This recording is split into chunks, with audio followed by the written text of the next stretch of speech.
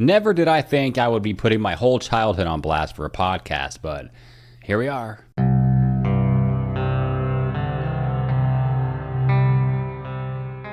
I never really thought about my childhood that much. Like, I knew it wasn't great, but I never really thought about how badly it affected me until I was into my 30s already. There was this one night, I'm standing right outside the shower. I turned on the hot water. I'm waiting for the water to heat up. There's steam in the shower and steam in the bathroom, and I'm just standing there thinking to myself. And there was this moment of clarity at some point where it was like the weight was lifted off my shoulders. It was just like a breath of fresh air, just like, whew, it's all gone. And it was like everything that had ever happened to me, I could finally let go of. Everything in my life at that moment just made sense. I take a shower, I get out of the shower, I go lay down in my bed, and I open my iPhone and I open my notes app. And I decide I'm gonna write down every single thing that ever happened to me in my childhood up until that point in my life. And I look at this on all these notes and I'm looking at all these things and I'm like, wow. It's like almost shocking to see all of it written out like that. There's so many things that happen in such a short period of time, and it's crazy to think, yeah, this is my story. I'm looking at it, it's my story. But to think that there's so many more people like this out there. I know people that had stories like this. I know people who had stories that were much worse than mine. And they're just out there, nobody ever talks about their childhood. Nobody ever really brings it up. Why would you? It's kind of embarrassing for one. You may be ashamed of some of the stuff that happened. Nobody really ever moves on from it. They just kind of bottle it up like myself. I never talk about it. I never really think about it. So, one day I'm finally like, wow, it all makes sense. Like so much that happened, affected me in a bad way. And I'm looking at all these notes and I'm like, it's really not shocking because it's like my story. It's not shocking because it's special. It's shocking because it's normal.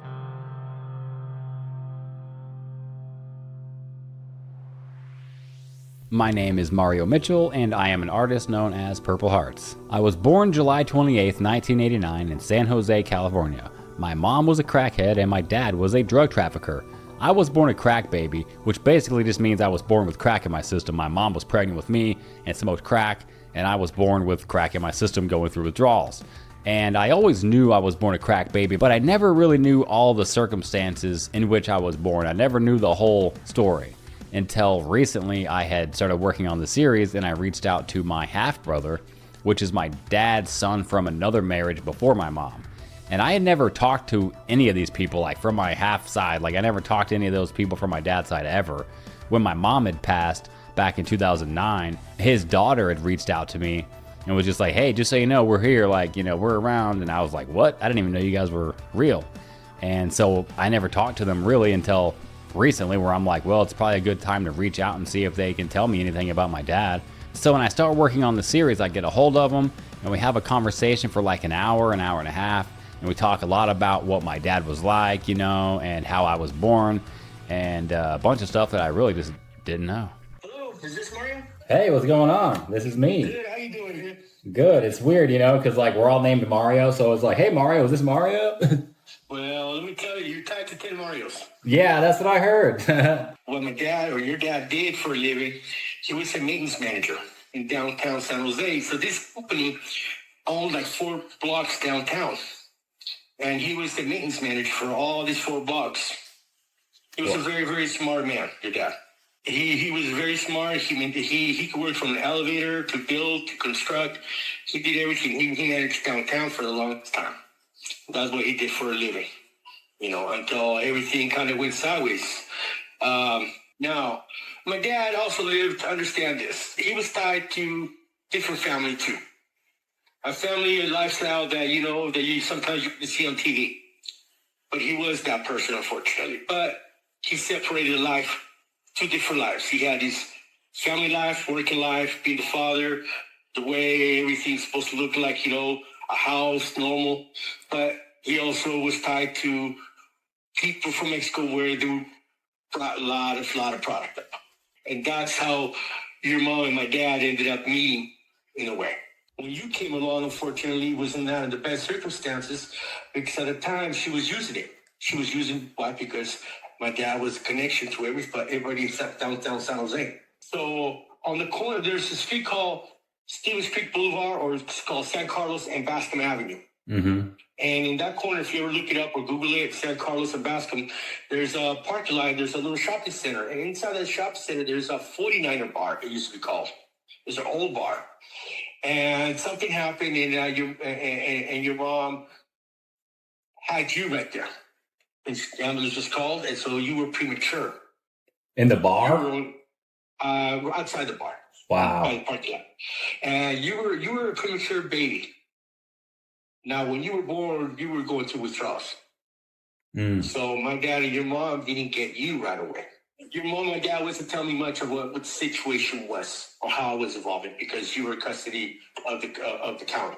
Mm-hmm. Because, you were born addicted. Do you know how long I was like away before they got me back?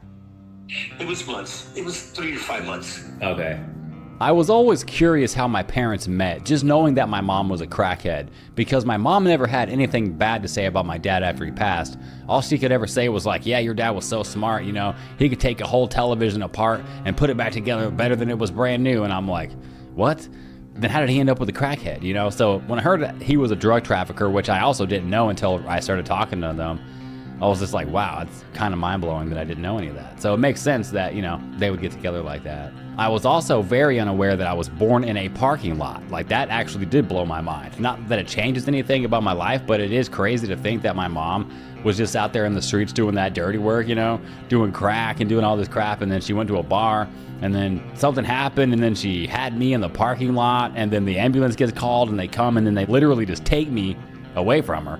And then you would think, watching your kid being taken away from you immediately after birth because they know you're a crack baby and you smoked crack with that baby in your womb, you'd think that'd be a wake-up call to be like, maybe I should stop smoking crack. But it clearly wasn't.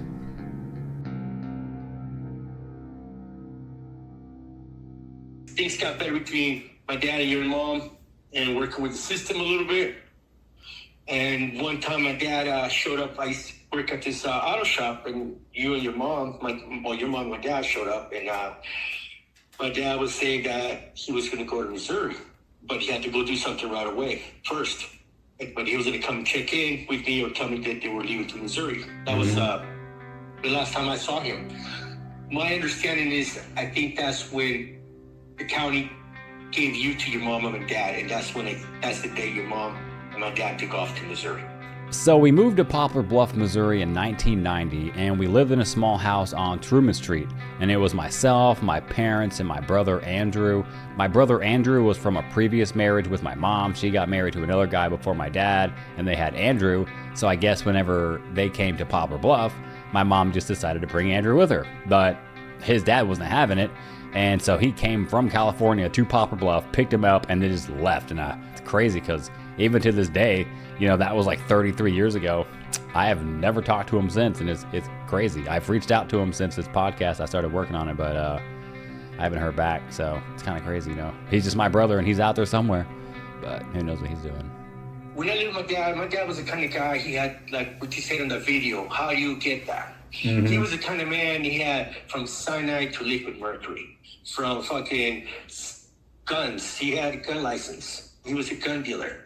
We had money. He had a lot of stuff, and he always had some weird shit like cyanide. Mm-hmm. Okay, was one of them. He had vials of liquid mercury. What the hell he used that for? Beyond me. So I think my dad at the time before this incident happened, I think he was kind of looking for how can we get the fuck out of here, or how can we do something different? Because I don't know if he was having issues or not up there, but he wasn't fitted in with all the people around there. For a little bit, then there was the opportunity that he was thinking about coming down. You, your mom, were coming back down to California. I told him I was sending the plane tickets to come down here. Well, I didn't hear much after that. It kind of, the line went kind of dead. I didn't hear much from my dad until October 4th. So when I was 3 years old, my dad killed himself in this house right here. It's crazy that people actually have to live there. That's weird. I'm like, hey, did you know my dad killed himself here? I don't remember too much about my dad. I do remember that house we lived in though. Like I can remember the layout. I remember how it looked, like everything. Like my mom's piano was in the living room and we had an NES hooked up to the TV that we played Zelda on. We lived a couple of blocks away from the train tracks, so sometimes my dad would take me down to the train tracks so we could watch all the trains go by. And they do, you know, the honk honk thing. That was always cool. But I don't really remember too much about my dad. I mean, I do remember that like randomly at nighttime, my mom and dad would send me out to the driveway and get marshmallows from this guy that would deliver marshmallows, whatever that means. So basically it'd be late at night, like 9 or 10 p.m. It's dark outside. And they'd be like, Mario, go out in the driveway and meet that person that's in the car and get the marshmallows. So I'd go out there, somebody'd pull up into the driveway, but not like all the way into the driveway, like just enough into the driveway that they can leave the driveway immediately. So the passenger side door is like facing into the driveway. So I walk out and I'm standing there on the other side of the passenger door and he hands me the marshmallows from the driver's side through the passenger side window. And I take them and I'm all excited and I go back up to the front door and give them to my parents. But then I started thinking about it as I got older. I'm like, wait a minute, why would my mom and dad have me going and getting marshmallows from the driveway from some random person delivering marshmallows? That doesn't even make sense. I'm like, oh, well, maybe there was like a marshmallow delivery service that was delivering marshmallows. And I'm like, wait a minute, that don't make no fucking sense either. There's no marshmallow delivery service delivering marshmallows in Ziploc bags, you know what I mean? Like, that don't make any fucking sense. So then I realized, oh, they're giving me drugs to give to my parents. Like, that's crazy, because then I remembered like my mom would be saying random shit like, get the drugs out of the bag, or get the bag, there's drugs in the bag, and don't let Mario open the bag because there's drugs in the bag, or whatever. And it's just crazy to think that they were just sending me out there to get drugs, and like, this is one of the only memories I have of my dad, you know? It's wow. But we lived in the house for a little bit, and then my sister would have been born July of 1992. And then a few months later, my dad decided to commit suicide. Your mother called my wife's dad because I was their contact, right? Your mom called her and told her that my dad had passed away. So I got on the phone that day on the 4th, and I called Missouri, and I talked to your mom. First, she had told me that he had died of a heart attack. And I knew him, and that was something that man was not going to die of a heart attack. This man was not that kind of person. So then I come to find out that he had committed suicide in the bathroom. And I guess the only one that saw him commit suicide was you. You're the one who was there. I can only remember bits of the day that my dad committed suicide, like images, you know, that are just kind of burned into your head from those random days that crazy shit happens. But I remember, you know, my mom and dad were fighting that day, and my mom decides to leave, so she takes my sister and puts her in the little carrier, and then they leave. They go in the car, they drive off. So then I'm just sitting in the living room and my dad's in there. And then I can see my dad coming up to me, and he may have said something to me or whatever. And then I can see him walking into the bathroom. And then he walks into the bathroom, he locks the door, and then he never came out. And he had taken in some cyanide. He drank the cyanide in the bathroom, and then he died in the bathroom. So my mom at some point comes home, and she walks in the house and she's like, Mario, where's your dad? She starts walking around the house looking for him, realizes he's in the bathroom, locked himself in the bathroom. So she starts banging on the door, banging on the bathroom door. I'm still sitting in the living room. Mario, what did you do? What did you do? Open this door. And then she realized, okay, something's gone wrong. She calls 911, and the ambulance shows up, the police shows up, the EMTs come in, and they take his body from the bathroom into the living room. And then they're just kind of sitting there, I guess, trying to do CPR. I don't know, because he was already dead. And then the last thing I can remember is an EMT coming in, like saying, like, Mario, get away from that. Like, you don't need to be anywhere near that. And then I got taken away from the situation. And that was that.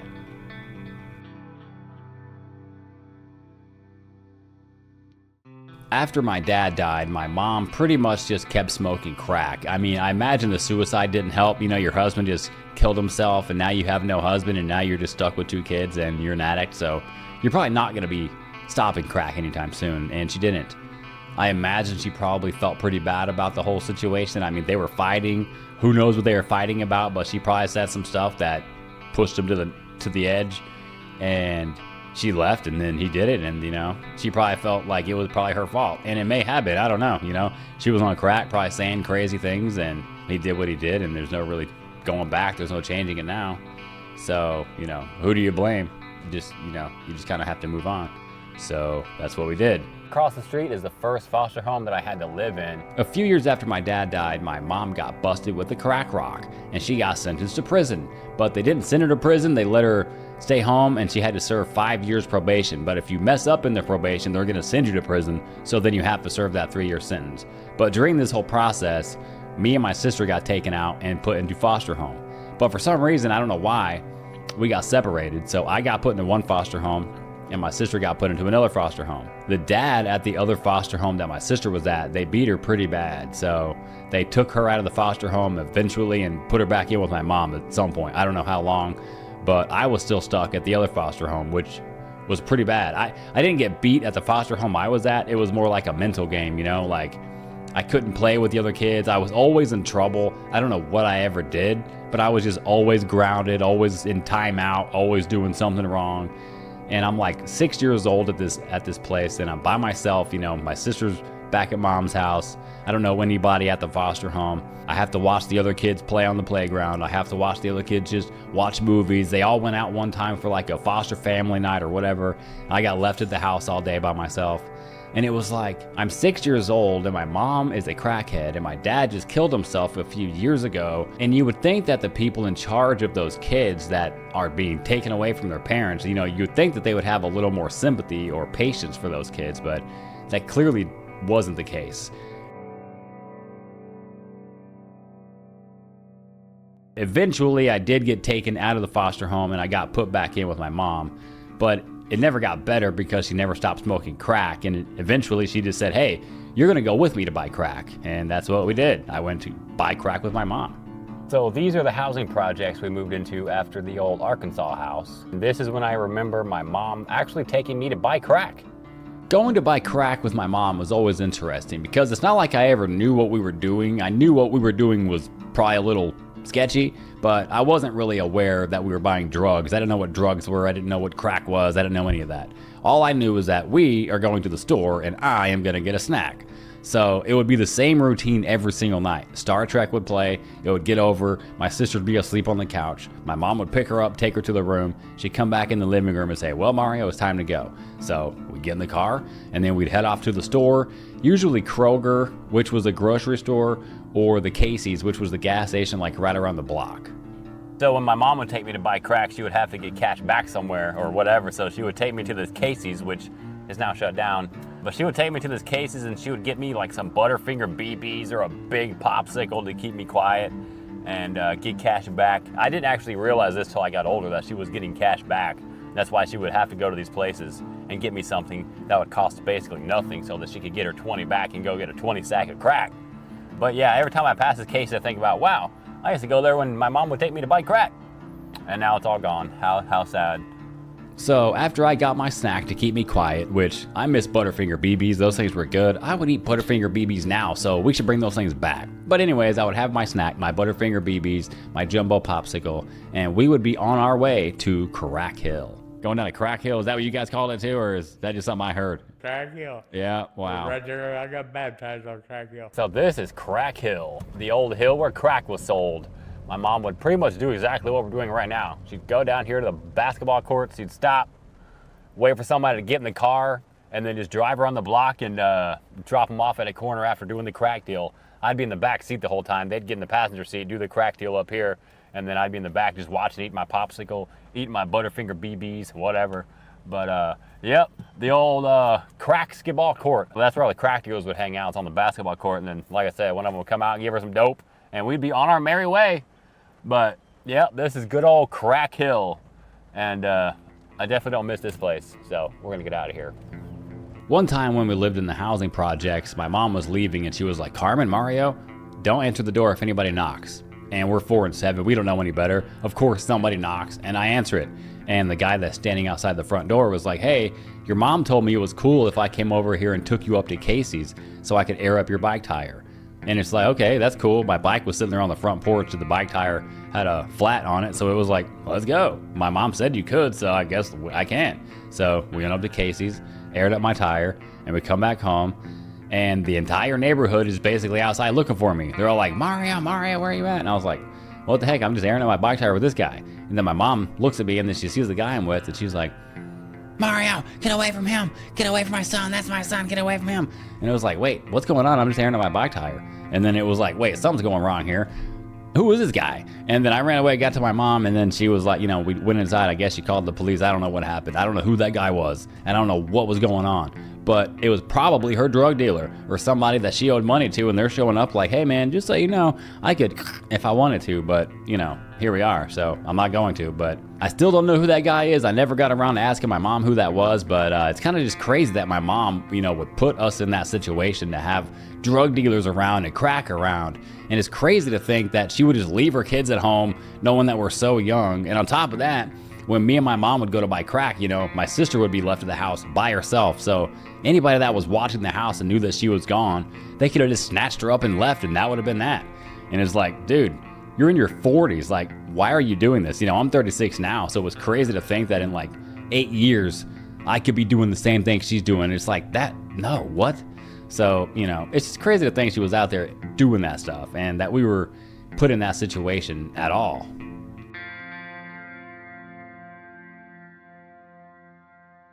This is the house I lived in when I was in first grade, and it's so weird to be in front of this house. It's for sale right now. I might just go buy it. After we moved out of the housing projects, we officially moved in full-time with our alcoholic stepdad, Bobby. You ready to rock? Yeah. Did you think this is what we've been doing? Not exactly, but No. I knew it was coming around sooner or later. Yeah. Bobby had been around for a few years before this, but he had never really lived with us. But we knew who he was, and we didn't really like him, you know? He was just kind of a dick. He was always mean and loud and always just screaming about something. There was always something going on with him. And we just really didn't like the guy. And it wasn't like, you know, my dad passed away years ago, and it's not like we knew who he was really. So it's not like we were mad because, you know, my mom's with somebody else. It was literally just because he was a dick. He was a mean man. He's just a mean guy. But my mom obviously doesn't care about any of that. She's being provided drugs and she's being provided alcohol or whatever she needs to feed her addiction. So she keeps the guy around and they get married. And then it's like, now you got an alcoholic and a crackhead married, living under the same roof, supposed to be raising 2 children, and it's obviously not going to go very well. But I remember one day I woke up at this house. I'm asleep on the couch in the front living room, and I just wake up to my mom smashing me with a wiffle ball bat. I'm like, what is going on? Why am I getting hit right now? What did I do? I'm asleep. Why am I getting hit with a wiffle ball bat? I'm in first grade. What am I doing wrong that I need to get hit with a wiffle ball bat? My mom literally looks insane. She's just like, ah! I was like, what the fuck? I will never forget the wiffle ball bat story. That's just one of those things that's gonna be burned into my memory forever. Like, just looking up from the couch like, why are you hitting me with a wiffle ball bat at 6 in the morning or 7 in the morning? Like, I'm just waking up. Like, that's crazy, man. And I wish my mom was around. I'd ask her about it. I'm like, what were you thinking, bitch? But, you know, she's not, so it is what it is. It's just crazy to think about, you know, I'm just gonna smash a wiffle ball bat. I'll never forget that shit. But at the same time, it wasn't like, you know, that was uncommon. Like, after I got done getting hit, I just got up, I got my clothes on, and got my backpack, and then walked around the block and went to school. Because, you know, that was just another day. And it was like, hello, Tuesday. So she gets out of the car and just starts screaming, get back here, you fucking nah! And then starts screaming the N-word at him like multiple times. Like, and we're about to open the window and just jump out and be gone. My face is all fucked up. I'm bleeding. The bike's fucked up. My tooth is chipped. He just closes his eyes and clonks out. He's gone. He's passed out, knocked out, drunk. They were all just making fun of me while I chased this kid around the class. They're all just laughing at me. But my mom was not going to go to prison, so she decided, screw that. We're just going to run from the law. She got busted for prostituting. All these kids are around like watching, like, yeah, beat him up. Yeah, beat him up. I said, man, fuck them bitches, man. I fucking hate it here, man. They're all fucking idiots, man. Fuck them, man. My mom always had a way of making things worse, and this time was no different.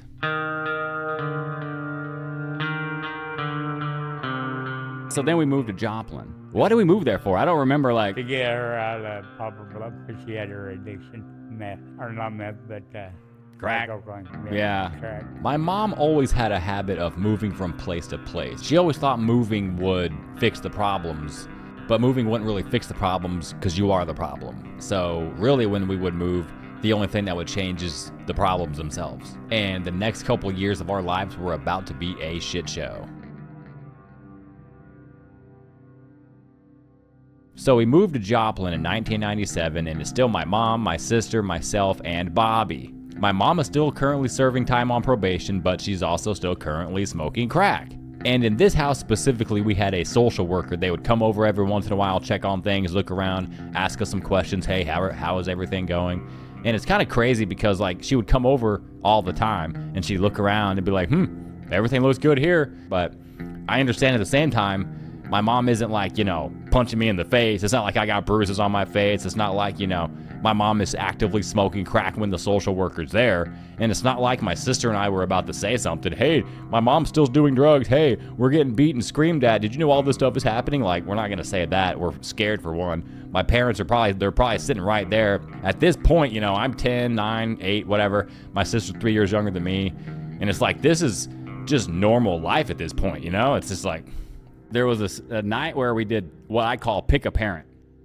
So there's one night my mom and stepdad are fighting, and it's like they were probably high. Who knows what they were even fighting about in the first place? And they come over to my sister and I in the room, and they're like, hey, we need you guys to come in the hallway. We got to ask you a question. We're like, oh, God, here we go. We're in trouble. We must have done something wrong. We go in the hallway, and it's pretty late at night. It's dark outside. My sister and myself are standing on one side of the hallway, and my mom and stepdad are standing on the other side of the hallway. And they look at us, and they say, Mario, Carmen, I want you to pick which one of us you would live with if we broke up. And I always wondered, like to this day, I wonder, like, what were they talking about, like right before that? Like, what was the conversation? Like, they're in the room hitting the crack pipe. They're like, give me that crack pipe. No, they'd much rather live with me, man. No, I'm so much cooler. No, I'm going to buy them a Lamborghini. I'm going to build them a house. No, they would much rather live with me, man. It's like, dude, what were you guys doing? Like, we're like children, and they're like, hey, we need you to pick right now. Who would you rather live with? It's like, dude, for one, my mom, why would we not live with her? Why is my mom even putting us in the situation to even say this shit? Like, you're our mom. Why would you even allow some alcoholic drunk to take us in? Like, what are we doing here, Mom? But I don't remember exactly what happened that night. I remember for sure my sister and I picked two different parents. I picked one, she picked the other one, so it wouldn't like be awkward because we were just like, this is really awkward. We don't really know what to say or do here. I like am cringing just like sitting there thinking about it. It's like, ugh. Sometime after we moved to Joplin, my mom ends up having some sort of blood clot, and she has to go to the hospital for a few days, and now my sister and I have to stay with Bobby by ourselves. And this is like the first time we had ever stayed with Bobby by ourselves. And it's like, oh, what could possibly go wrong? It's only a few days while my mom's in the hospital, right? It went so badly that my sister and I were like seconds away from running away. We had packed up all of our stuff, and when I say I packed up all of our stuff, like I don't remember what we packed up. I remember it being like kind of bullshit we were packing up. Like we probably packed up a few outfits, but then we were just packing random things we could find in the like under the sink. We'd take some stuff under the sink and put it in our bag, and like go to the kitchen and find a couple things. When he wasn't looking, put it in our bag. And then we're sitting in my room, sitting by the window, and we're about to open the window and just jump out and be gone. And we're about to open the window, we start cracking it, and we hear Bobby in the other room like, hey, what's going on in there? We're like, oh fuck, we can't leave. So we're scared, and we were just like, fuck it, we're not gonna leave. We were literally just gonna go to some old lady's house that lived across the street from the school, because she had like a tetherball thing in her like front yard, and we thought she was cool and nice, so we were like, hey, I guess we'll just go live there. And that's what we were gonna do, and then we didn't.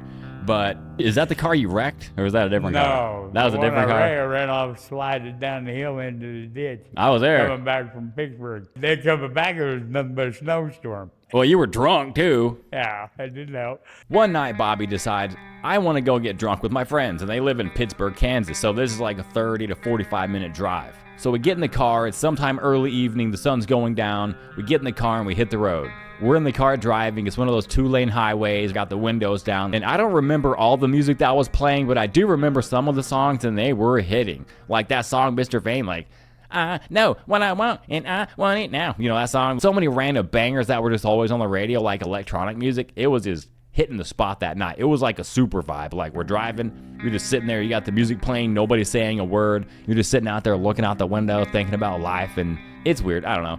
That was like the beginning of my real love for music. Like I'll never forget the vibe in that car that night. So weird.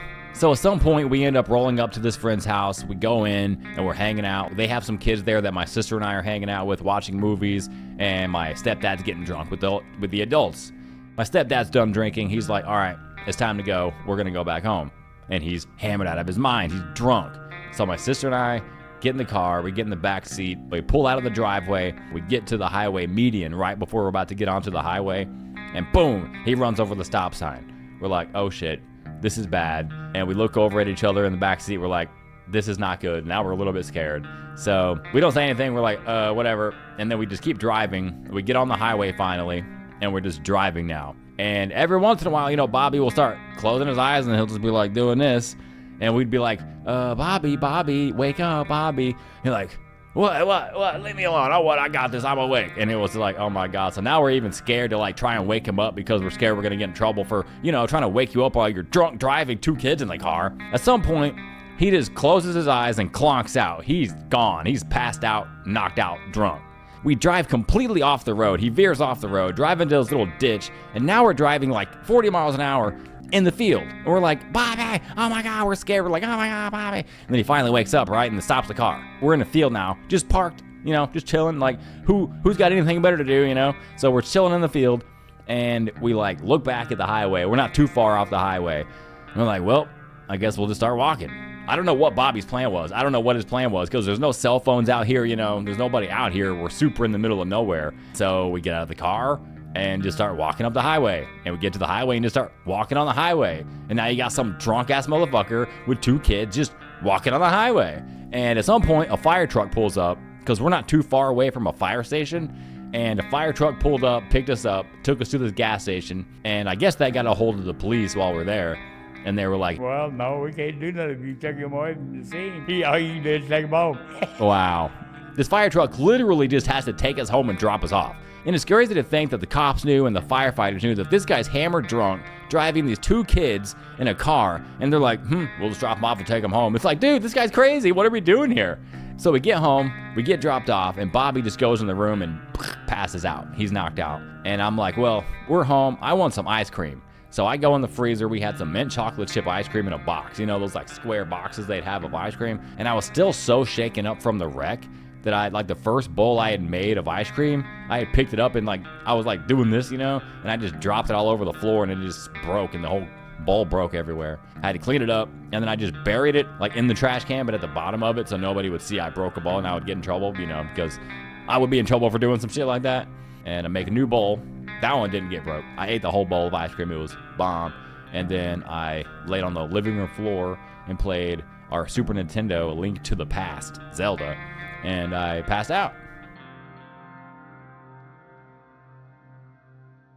So after my mom gets out of the hospital, she's obviously like, oh, where's my car? And I don't remember exactly what he would have said. I don't remember if he even told her, like, yeah, I was drunk driving. Obviously, she knew that he was hammered drunk driving. Like, she ain't that stupid. But I remember being, like, on the highway when we picked the car up because we had to go pick the car up. I think they impounded it. So I don't know what happened to it. Maybe they just took it because it was, like, used in a crime.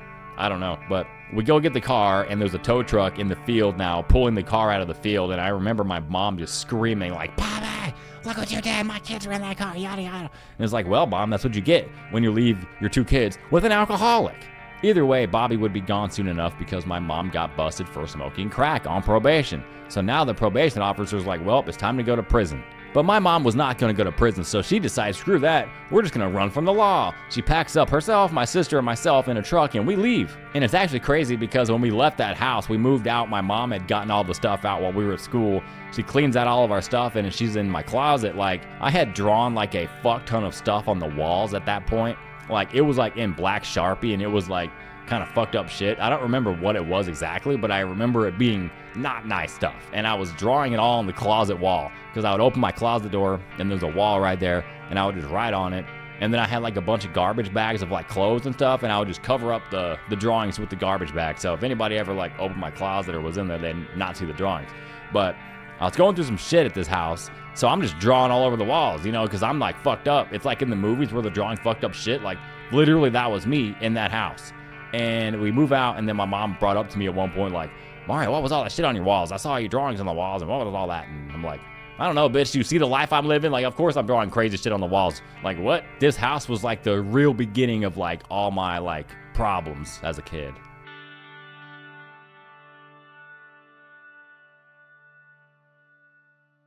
One day, it was near the end of the school year. It's like March or April of 1998. My mom picks my sister and I up from school. We leave the front door of the school, and as we're walking out the front door, my mom's like, hey, look over there. Do you see that truck? And it's a big yellow Penske truck. And she's like, well, that's our truck, and all of our stuff is in the back of that truck, and we're leaving. We're like, what do you mean leaving? We're moving? And she was like, yeah, we're going to a new state. We're like, whoa, that sounds so cool. We have no idea we're running from the law, but she got rid of Bobby, packed up everything that we owned, put it in this truck, picked us up, and was ready to rock. She didn't tell us where she wanted to go at first. Like, she wasn't like, hey, we're going to Texas right now. She was just like, oh, we're going somewhere, and I'll tell you when we get there. But at some point, she's like, yeah, we're going to Texas. And my sister and I are so young, we're like, wow, that means like cowboys and, rangers, and there's gonna be people on horses and stuff. So we're headed down the interstate, we're headed to Conroe, and we finally are like, okay, it's late, we're tired, let's just go get a hotel room. So we pull up to Howard Johnson, we pull up in the parking lot, we park, and my mom is like, okay, kids, I don't really have that much money, so I'm not gonna be able to afford to pay for all three of us to stay here. So I'm gonna have to go in and lie and tell these people that it's just me here. We're like, don't do that. We're scared. We don't want to get in trouble. We don't want people like kicking us out. And we were really scared at this point. We're like, don't do that. And she's like, okay, well, what we're gonna do is pray about it. And it's like, you're gonna pray about it? You're gonna pray to God? It's like, hey, God, we're gonna lie to these people. Please watch over me. It's like, dude, that's stupid. I'm sure God would love that, but that's what we freaking do. She's like, okay, we pray about it, and she goes in. And who knows what she tells them, but she ended up coming out and telling us that she just told them the truth, that she had 2 kids with her, and that who knows what she said. Either way, we stayed in the Howard Johnson. And this was the first time I was actually introduced to Walker the Texas Ranger. We go in, we take some showers, and then we lay down in the bed, and then Walker the Texas Ranger comes on. In the eyes of a ranger. Anyways, I'm not going to go into it all, but yeah, I was like, oh, this is an awesome show. Walker the Texas Ranger, hell yeah. And that was pretty much our night that night. So we wake up the next day and keep trucking, and we made it down to Conroe, and we pulled up to our new home for the next 30 days, the Salvation Army. I don't remember the Salvation Army being that bad. It was actually pretty cool being there. Like, we always had food. Like, everybody was always chill. We always got to play with the kids outside. Like, it was pretty cool for the most part. But I was getting bullied pretty hard at school now, because now I'm in a brand new state and I don't know anybody, and I'm getting older. Now all the kids are also getting older, so they're getting meaner. And when you're the new kid, you're just gonna get picked on. That's just how it is. And the first day I got to the new school, I was getting picked on immediately. Like, this mafia looking kid. He literally looked like he was in the mafia. Like, what's up, whatever. I don't know. That was not a good impression of a mafia person. But either way, we go to the playground and he's like circling me and shit. Like, I'm just standing there like, just like watching him circle me, and like all these kids are around like watching, like, yeah, beat him up. Yeah, beat him up. It's like, dude, I just got here. I don't even know anybody, man. Why are you guys gonna beat me up? You don't even know me. And that was just pretty much my life at that school for the next 30 days. I had to sit, like, when you're in the cafeteria, you kind of just go sit where you want. And I would just sit in the corner by myself looking at the wall, so nobody would come talk to me, because I'm like, bro, fuck no. Teachers would sometimes come over and sit with me, and I'm like, dude, I just want to be left alone. Like, I don't want to be here. Just leave me alone. It's kind of depressing thinking back. I was just like 9 or whatever in the cafeteria just staring at the wall because people were picking on me and just being mean. And it was always bad because it's not like I knew how to stick up for myself. Like, I didn't have any men around me to teach me how to do any of that stuff. It was just my mom, a crackhead. So I never learned how to stick up for myself. So when people picked on me, I kind of just sat there and took it.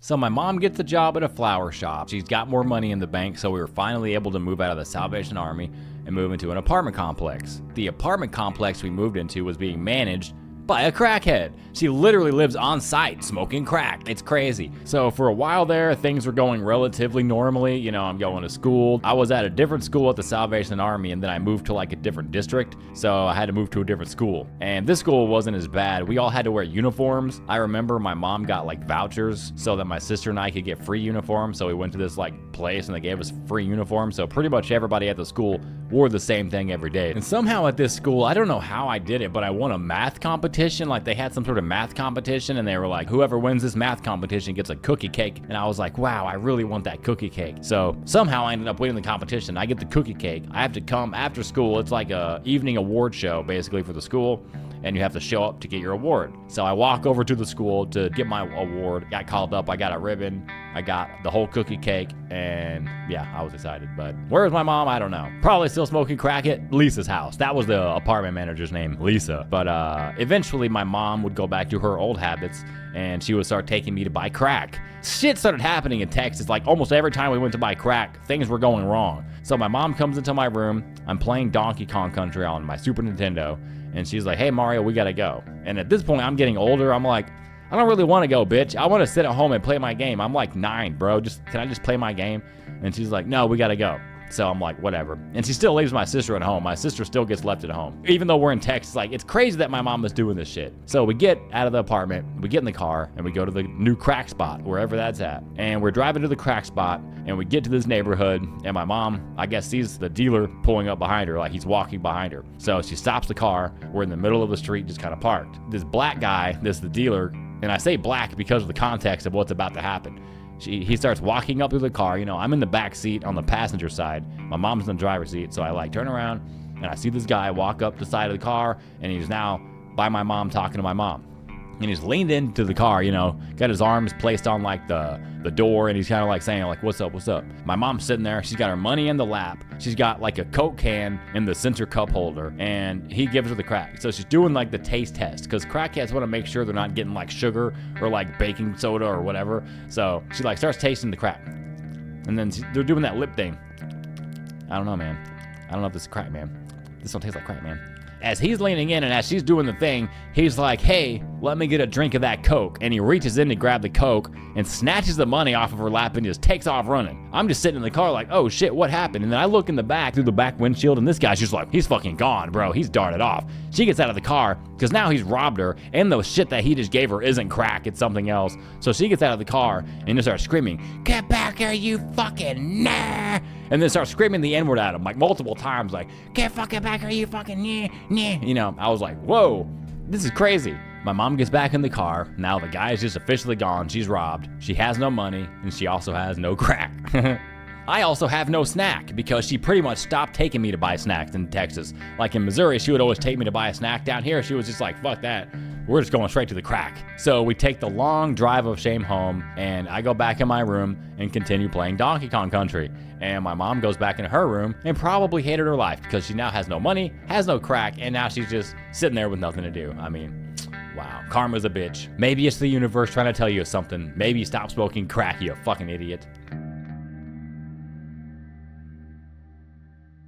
Sometime after my mom got robbed, she just kind of disappeared. She just went away. We don't know where she went. Lisa shows up to our apartment, and she's like, hey, your mom went away for a while, or she's gone. She's not going to be back for a while. You guys can come over and stay at my apartment until she gets back. Well, I don't really know what happened, but my sister, again, like got taken to somebody else's house, and I got taken to Lisa's house. I had to stay at Lisa's house. Lisa had 3 boys. They were a little older than me, so that's probably like why my sister didn't get put over there. She's like, why would I want to stay over here with 3 boys in a 2-bedroom apartment? So I stayed over there by myself, and pretty much like every day I was there, I was just getting the shit beat out of me. These kids like were just mean as fuck, because now I don't have a mom, and I'm in Texas, and I have nobody around that is my friend or anybody that even cares about me. So pretty much these kids are just beating the shit out of me all the time. In the backyard, we had like this little area, and they would always get out there and be like, hey, let's go fight. And then pretty much they would just beat me up. One day they were like, we're gonna go ride our bikes. I get on one of their bikes, we ride over to the school, and I don't know what happened. I tried to like jump over a curb, or like I hit a curb, or the tire got stuck on a curb or something, and then the bike just pretty much stopped and flipped me forward. So I just go face first directly into the concrete. My face is all fucked up,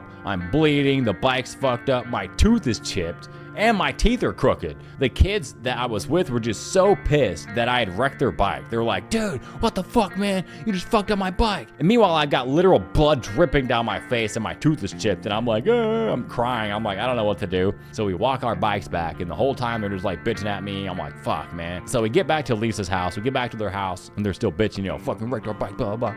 And I get back in the house, and I walk into the living room, and Lisa's like in the kitchen area. She looks over and she sees me, and she walks over to me, and she like bends down. She puts her hands on my face, and she's like, Mario, we ordered some Subway sandwiches, and they're gonna be here soon. So if you want to eat, go get yourself cleaned up. It's like, bitch, are you not looking at my face? Like, what the fuck? That's your first thought to say is, hey, go get cleaned up, we're gonna eat some Subway? I can't eat, motherfucker. I got a chipped tooth. I'm in pain, motherfucker. My mouth hurts. Like, what the fuck? So I go in the bathroom, and I'm just looking at myself, and it's like, holy shit, dude. Your life is fucked. I'm like literally crying, bawling my eyes out, looking at myself in the mirror with a chipped tooth. My face is all bloody, and it's like, I have no mom. Where is she at? I don't know. Where's my sister at? All I wanted to do at that point was just be where my sister was at. I'm like, I don't care where that's at. I just want to be there. I have nobody, bro. Nobody gives a fuck about me. These kids are beating me up. The woman that's in charge of me is just like, hey, go get cleaned up. We're about to have Subway. It's like, dude, do you not see what I look like? In that moment, I felt so alone because I'm literally just alone. Like, I don't have a single person around me that just gives a fuck. And I don't miss that at all.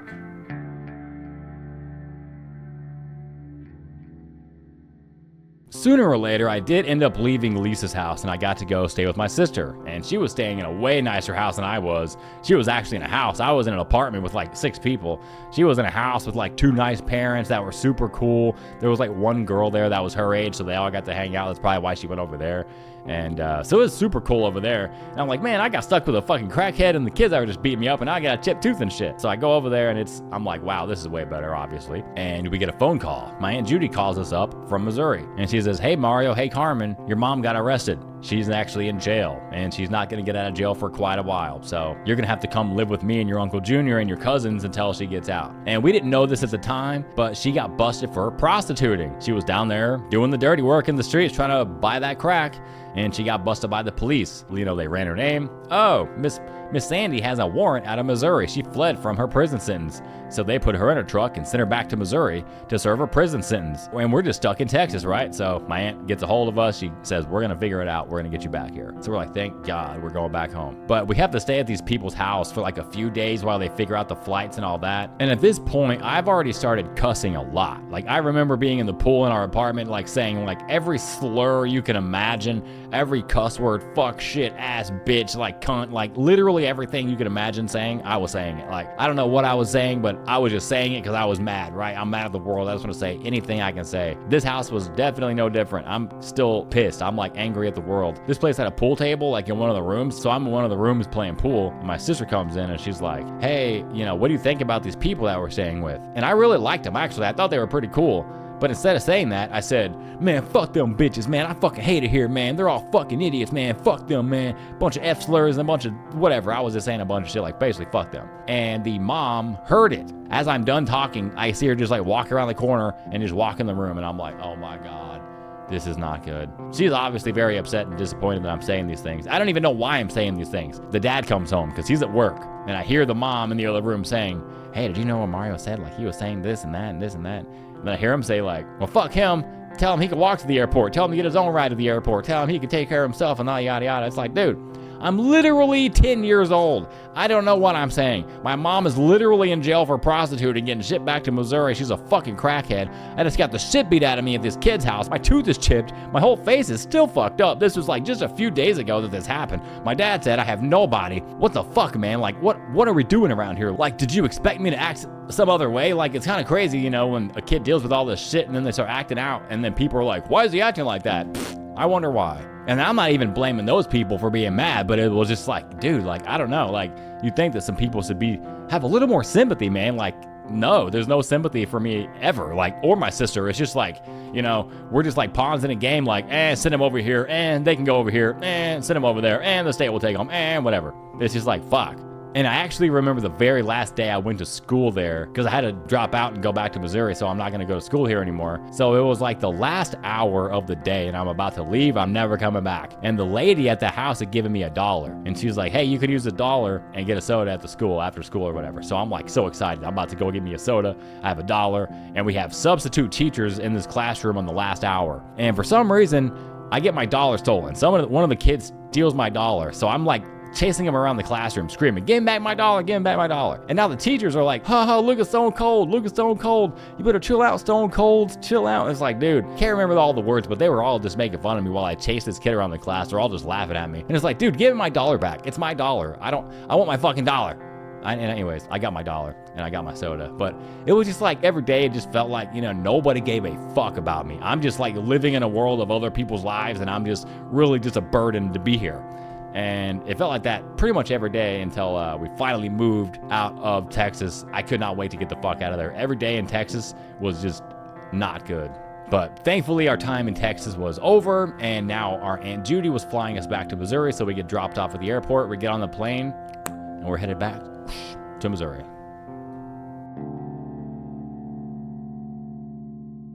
My mom starts knocking on the window. Mark, hey, Mark, talk to me, Mark. please talk to me.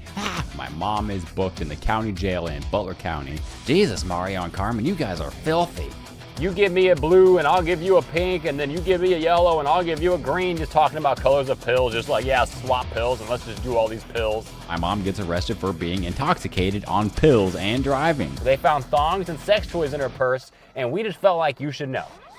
Like, yeah, a 12-year-old should know that about his own mom. I'm gonna kill you, bitch. I'm gonna bite your fucking titties off, bitch. I'm gonna get a knife and stab you in the neck, bitch. I want you to die, bitch, die. Goodbye, Texas. Hello, Missouri.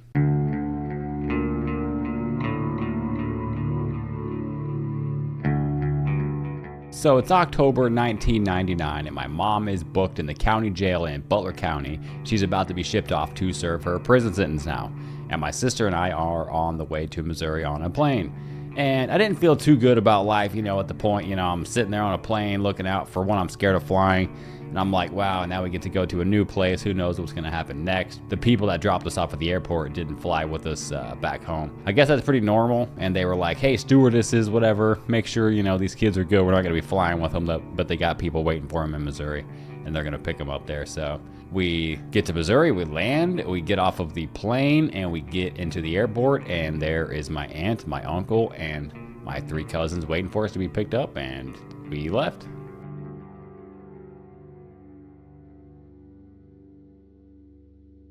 So we land in St. Louis, we're walking out of the airplane, we get into the terminal, and there's all 5 of them waiting for us. But we were a little bit nervous at first because at this point, I'm like 10, my sister's like 7, and we haven't seen any of these people for years. So we're like, we don't even know what they look like, so hopefully we can find them. Luckily, we found them. I remember the first thing Judy said to us, like, she sees us, she walks up to us, and she's like, Jesus, Mario and Carmen, you guys are filthy.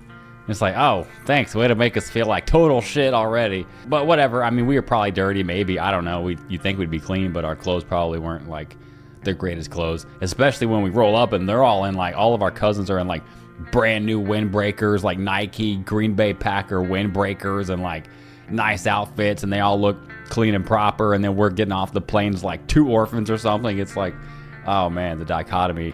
But we leave the airport and we get into the van and we go to Ponderosa to eat. It was like a buffet, basically. It's like, just a standard buffet now where you go in, you get all your food, and they have like an ice cream bar where you can go serve your own ice cream. And I'm like, we can have all the ice cream we want? Like, no way. So basically I ate some food, but then I lived at the ice cream bar. I was just getting lots of ice cream, like with the hot fudge and the chocolate chips and the whatever. I loved snacks. Give me some more snacks. Give me some more chocolate. Give me some more ice cream. So that was a good time. I remember that. We leave Ponderosa and head back home to Poplar Bluff, and we get back home finally. It's pretty late at night. It's got to be like midnight or something at this point. When we get home, I can still like remember the smell of the house. Like it smelled so clean and so nice, and it had like those night lights plugged into the wall, so when you walked in, it was pretty dimly lit, but just lit enough where you could see everything. And it's like, wow, this is like a super nice house. It's like a house you'd see in the movies. Like, whoa, and it smells so good. And then we got to go in, and she was like, you guys can have a snack at the kitchen table. And I was like, wow, I got a cosmic brownie. Like I probably had cosmic brownies before, but I don't remember cosmic brownies before that point. I remember that being like my first cosmic brownie. I'm like, this is the best snack ever. And it felt pretty good living in that house for quite a while. I'm not gonna lie, like it was a pretty good time. It's fall 1999. The weather is just pristine. We go to Burger King like right before Halloween because it's right around Halloween when all this happens. And I remember we went to Burger King to like play in the little play area and have Burger King. And now every single time I drive by a Burger King, I just think of the fall of 1999. It's kind of weird. That char-broiled burger smell. It just smells so good coming out of the burger place. The steam is coming out of the thing, and you're just like, damn. This is probably the start of my seasonal depression. Let's be real. Like, this is probably where it happened, like fall of 1999, which is weird. But,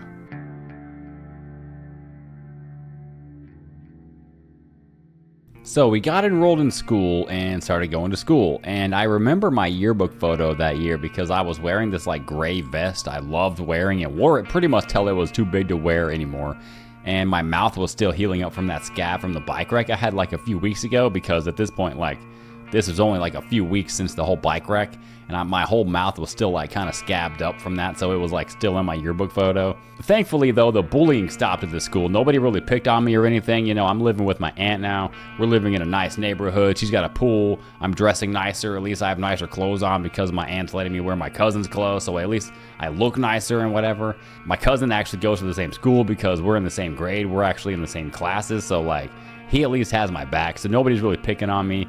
And it was really funny because like the whole way I even got introduced to like the class, if you will, is, you know, because you go into school and you're like, hey, this is a new kid, Mario, whatever. He used to live here, then moved away, and now he's back, and whatever. So nobody really gets to know you. And then we're on the playground and we're at recess, and we're playing soccer with like this basketball where like all the dots on the basketball were completely gone. It was just like a ball with nothing on it. It was just a plain looking ball. And so we kicked it around playing soccer, and for some reason it got kicked up super high in the air, and it like came at me, and I just stood there, and like I maybe moved my head a little bit so it could bounce off my head, and then it just boink, bounced off my head and just bounced off and went away. And then everybody like stopped and stared and looked at me. They're like, whoa. And then my cousin Brandon was like, yep, that's my cousin Mario, he just moved here.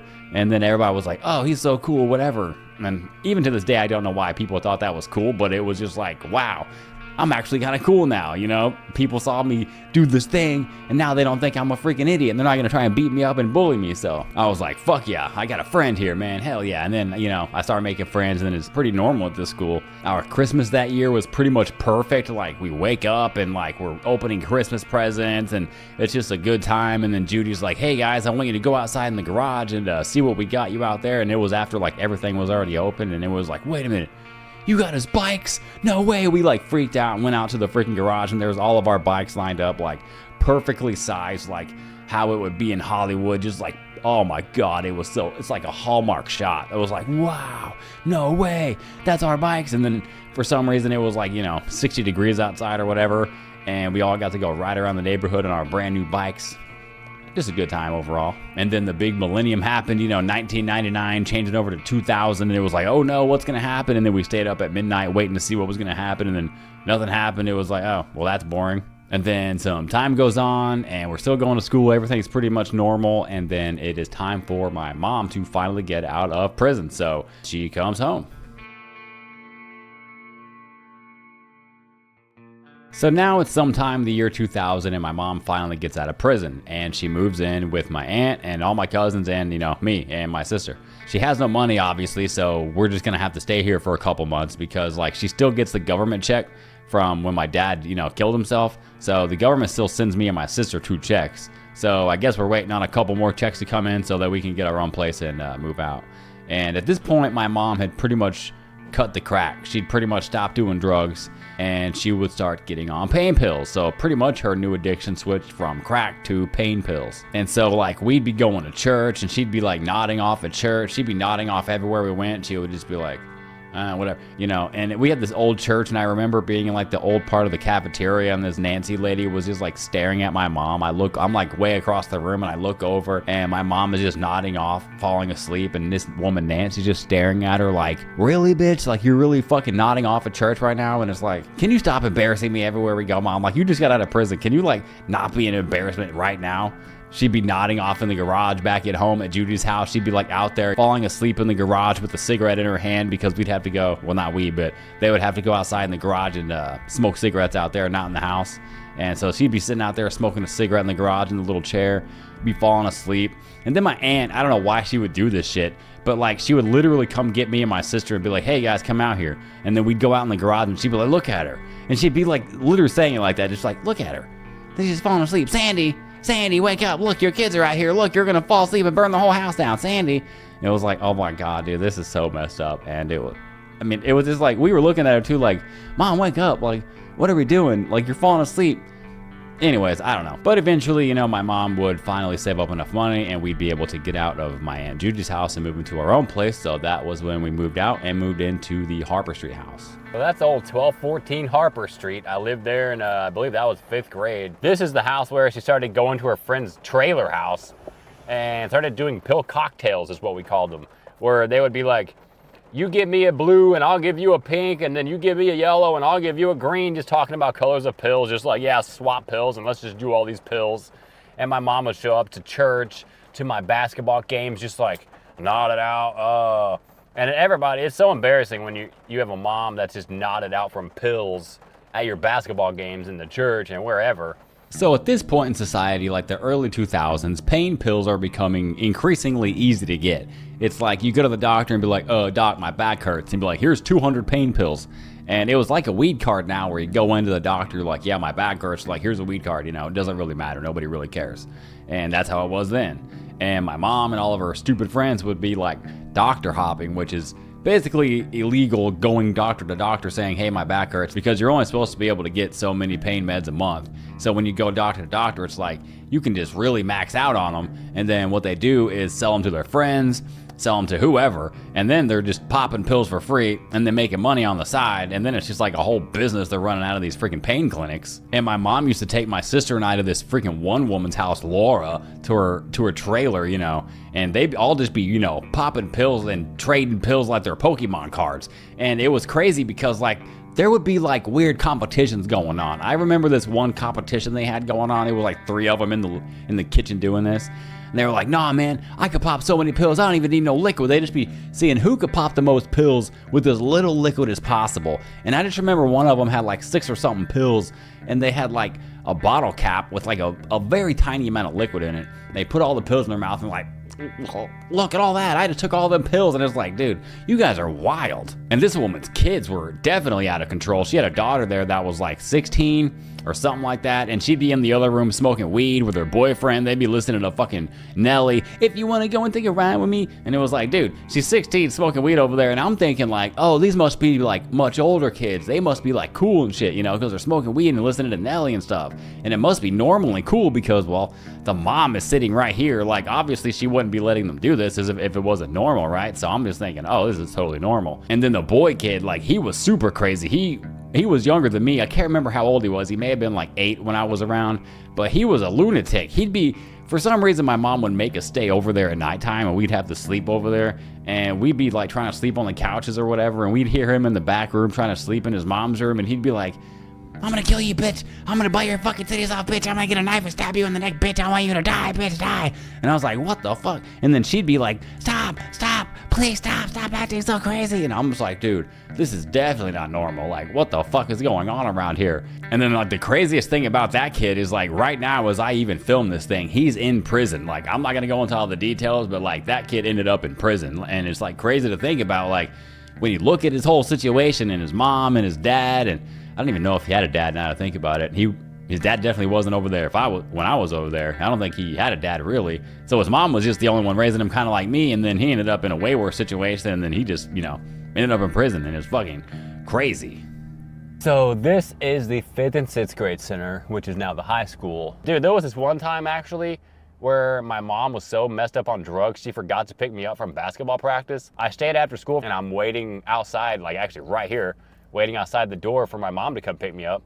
Never comes, picks me up. Basketball practice is over. The girls finished practicing. Everybody's leaving. And this one coach is like locking up the door and he's like, hey, where's your ride at? I'm like, I don't know.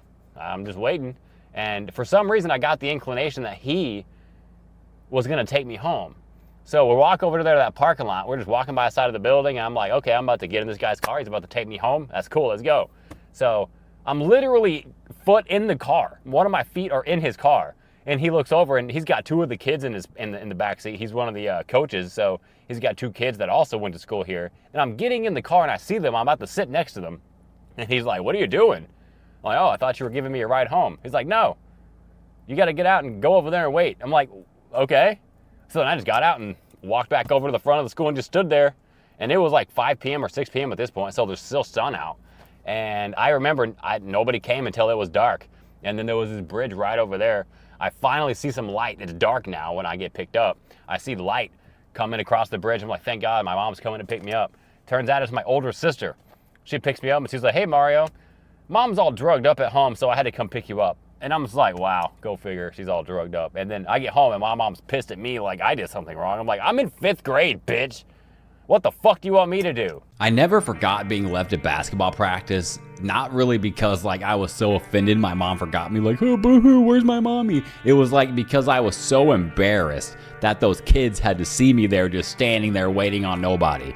And since they were like my age, I would have to see them in school forever until I graduated. And then whenever they drive off and leave me there at the 5th and 6th grade center, it's like, obviously they're gonna say something right there, like, who was that kid? Like, what's he doing? And then it's like, oh my God, this is so embarrassing. They're obviously gonna be talking shit about me, even though I'm in 5th grade, but you know, that's kind of just what happens. And then I have to see these kids, you know, forever, like in high school, and I'm just like, damn, man, you guys really just know me as that kid, you know? And it was so embarrassing because like those are the kids like I look up to, you know? When I first moved to Poplar Bluff, I was in school, like in class with one of them in particular. And I would always look at him like, wow, that's what it's like to be cool. Like that guy's cool, man. He was on the basketball team. He was like really good at basketball. He had cool everything. Like he was just super cool. And I remember I used to think like windbreakers, like when I moved to Poplar Bluff and my cousins were all wearing windbreakers, I was like, oh, that must be the cool shit. I need windbreakers. I need to be always wearing windbreakers. And then this kid, for some reason, he would be wearing like blue jean shorts. And I'm like, blue jean shorts, that's lame.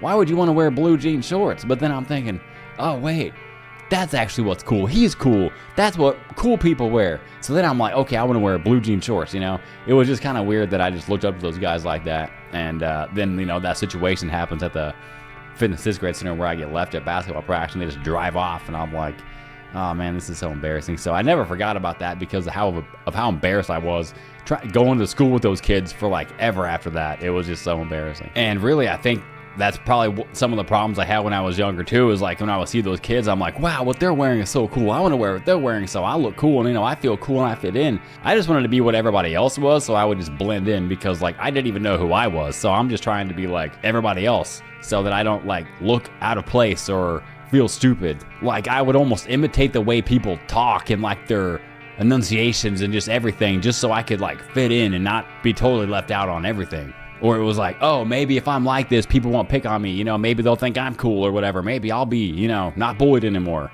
This is when I realized my aunt was evil. I'm like, what, 10 or 11, 12 years old. My sister's like 8 or 9, and we're little kids at church, and we're walking into the church, and my aunt's like, hey, Mario, Carmi, let me sit you down and tell you something.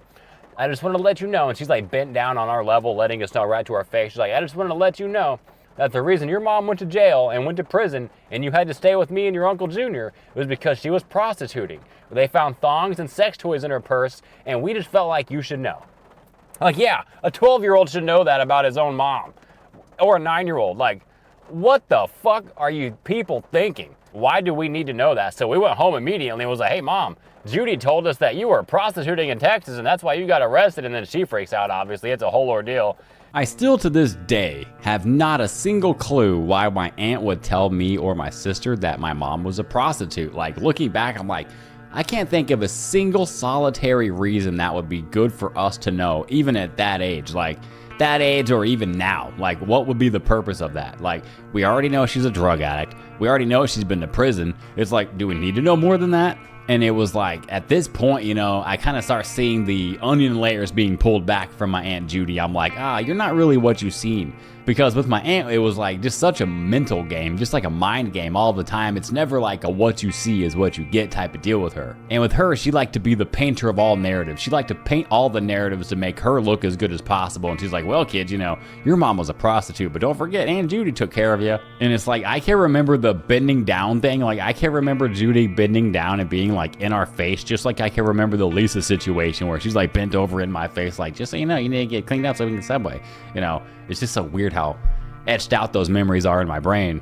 And overall with my aunt, it wasn't like a, you know, what can I do to help you? It was like, what can I do to show you that I'm better than you? And that's just how it was, you know. And I had to move in with my aunt a few years down the line, but we're gonna get into that later. Shortly after we got a new house on Harper Street, my mom already gets arrested again. October 19th, 2000, my mom gets arrested for being intoxicated on pills and driving. Where's she going at 5:41 a.m. on a Tuesday while on pills? I couldn't tell you.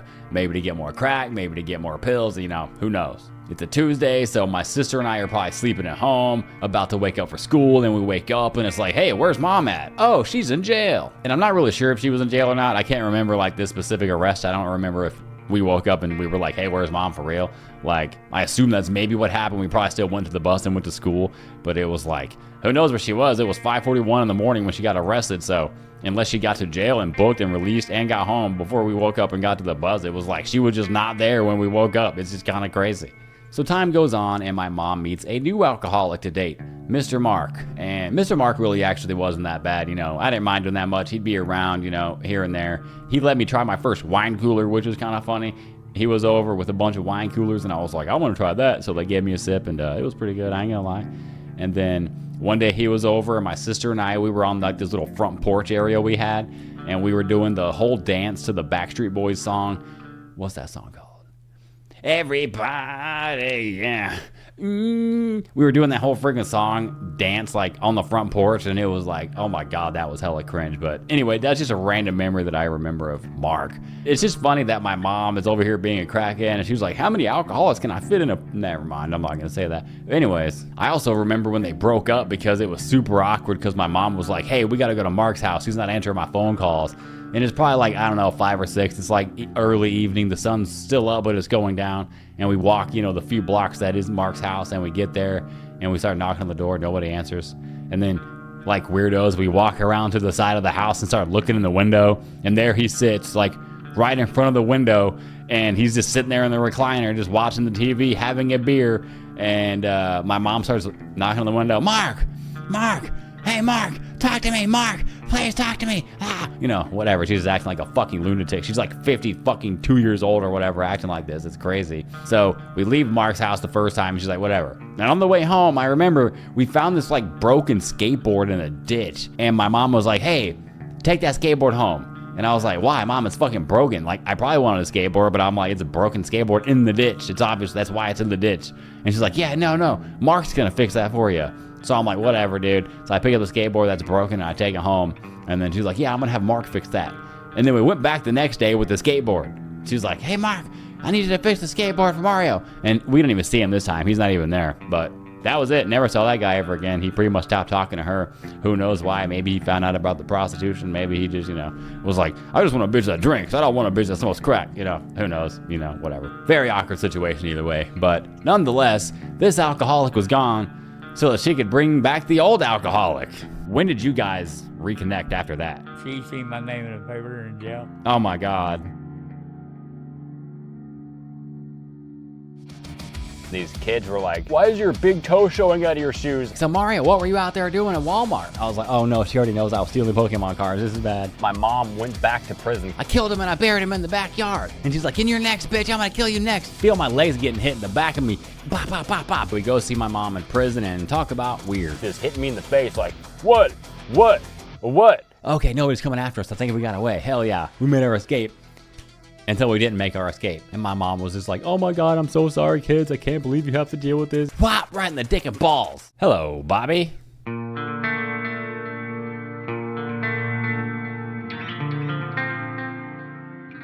So it's 2001 and we move into a new house on Poplar Street and Bobby officially moves back in. And it felt like at this house my mom was getting arrested basically every single day. So when I first started working on this podcast, I went and got a library card in the Poplar Bluff Library, and they allow you to look up online all the newspaper archives from back in the day. And all these newspaper archives would have had my mom's arrest records in them. So what I got to do is go back, keyword search my mom's name, and I found all the articles that I could ever find. I'm like, wow, she really was getting arrested every freaking day. So we're gonna go through some of those. I found all the times you guys got arrested in the newspaper. And it's, Really? yeah. So old 828 Poplar Street, my mom went back to prison because she was always in and out of jail. And my stepdad had to take care of us here at this house again. Even after the Joplin stuff and all that crap, she still trusts this guy to take care of her 2 children in this house. So we're living in a house with my mom and Bobby again, and they are super fucked up in this house. Like just pills and crack and alcohol, whatever they could find, they were just gonna do it and get fucked up. And I remember for some reason they put me into therapy in this house. Like I was only, this would have been 2001, so I would have been like 12 years old, and they put me into therapy. For what reason, I have no idea. I must have been going through some shit, who knows. And it's kind of funny looking back, that they put me into therapy, but it's like, I'm 12. I can't control my environment. I can't change my environment. I'm just given what I got. I can't do much about it. So it's weird that you would put me into therapy and not my fucking parents, the people that are raising me. It's like, I don't know, man. Maybe these adults that are fucking me around in my life, I think they need some help. Not me, the 12-year-old that's just basically being fucked over. But anyway, just a random memory I had of that house. But my mom was always getting arrested in this house. Like, she was always in jail. We had to stay with Bobby every once in a while by ourselves because she'd have to go to jail for like a night or a few different days. And eventually she would get put back into prison because she just kept going to jail so much. They were like, all right, time to go back to prison, Sandy. And that's where she ended up going. So before we get into all that, we're going to go through all the strings of arrests that she went through before she got locked up and we had to live with Bobby again. Wednesday, May 30th, 2001, Sandra K. Price, aka Sedano, 49, she was almost 50 years old out here doing this shit. Like, it's kind of crazy to think back, like, my mom was like 50 years old getting arrested for drugs and alcohol and pills. It's like, damn, are you ever gonna get your shit together? But anyways, she was arrested at 10:31 a.m. Monday at the emergency room on suspicion of fraudulent attempt to obtain a controlled substance. She was booked in jail, and I guess they let her out of jail the very next day because right back the next day, she's back in the paper. Thursday, May 31st, 2001, Sandra K. Price was booked at the county jail at 9:28 a.m. on a warrant for driving while suspended. 1 week later, Wednesday, June 6th, 2001, Sandra K. Price was booked at the Butler County Jail at 9:50 a.m. Monday on a warrant for driving while suspended and obtaining a controlled substance by fraud and suspicion of probation violation. And for this particular arrest, I was actually there.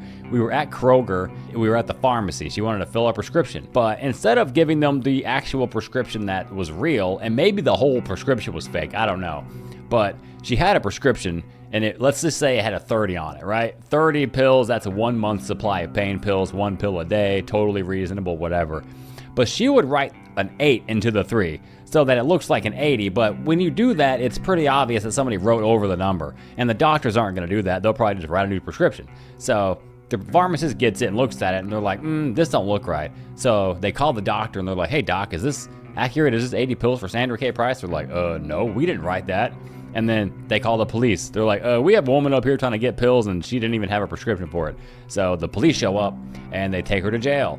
So somebody had to come pick me up, maybe Bobby, my sister, somebody had to come pick me up. And then she goes to court on Monday, June 11th, 2001. Sandra K. Price pleaded guilty May 31st to driving on a highway while her license was suspended and was sentenced to 4 days in jail. And it's like, what's 4 days of jail really gonna do? Like, let's be real here. She's already been to prison, she's been on probation, and she's still out here every single day getting arrested, doing drugs, smoking crack, getting high, getting fucked up on pills, getting drunk, driving with a suspended license. It's like, what is 4 days of county jail really gonna do? It's basically like a grown-up timeout. It's like a timeout for adults, basically, because it's like, timeout doesn't work. It's just like I'll do it again just whenever I get out of timeout. And that's exactly what happens here. She keeps getting arrested, she keeps going to jail. It's like 4 days of county jail is not gonna do jack shit. It's kind of like the spanking and the beating of kids. It's like, they did something wrong, I gotta give them a spanking, I gotta beat them down, But it's like, does that even work? You do it once, you maybe do it twice, and it's like, okay, it works, right? No, it doesn't work. They keep doing it. They just get better at hiding it. It's kind of like my mom. Like, it's not like she stops because she knows it's bad or that she wants to be a better person. It's like, I don't want to get in trouble, but it's like she knows she's gonna get in trouble, but she keeps doing it,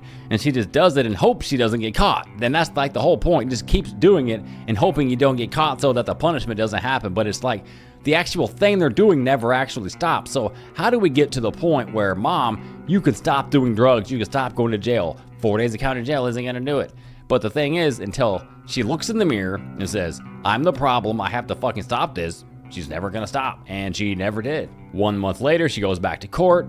Friday, June 29th, 2001, Sandra K. Price pleaded guilty May 8th to driving left of the center line and was fined at $29. After this article, I couldn't really find anything. I couldn't find anything where it said she got sent back to prison or any of that, but she did get sent back to prison sometime after this article came out.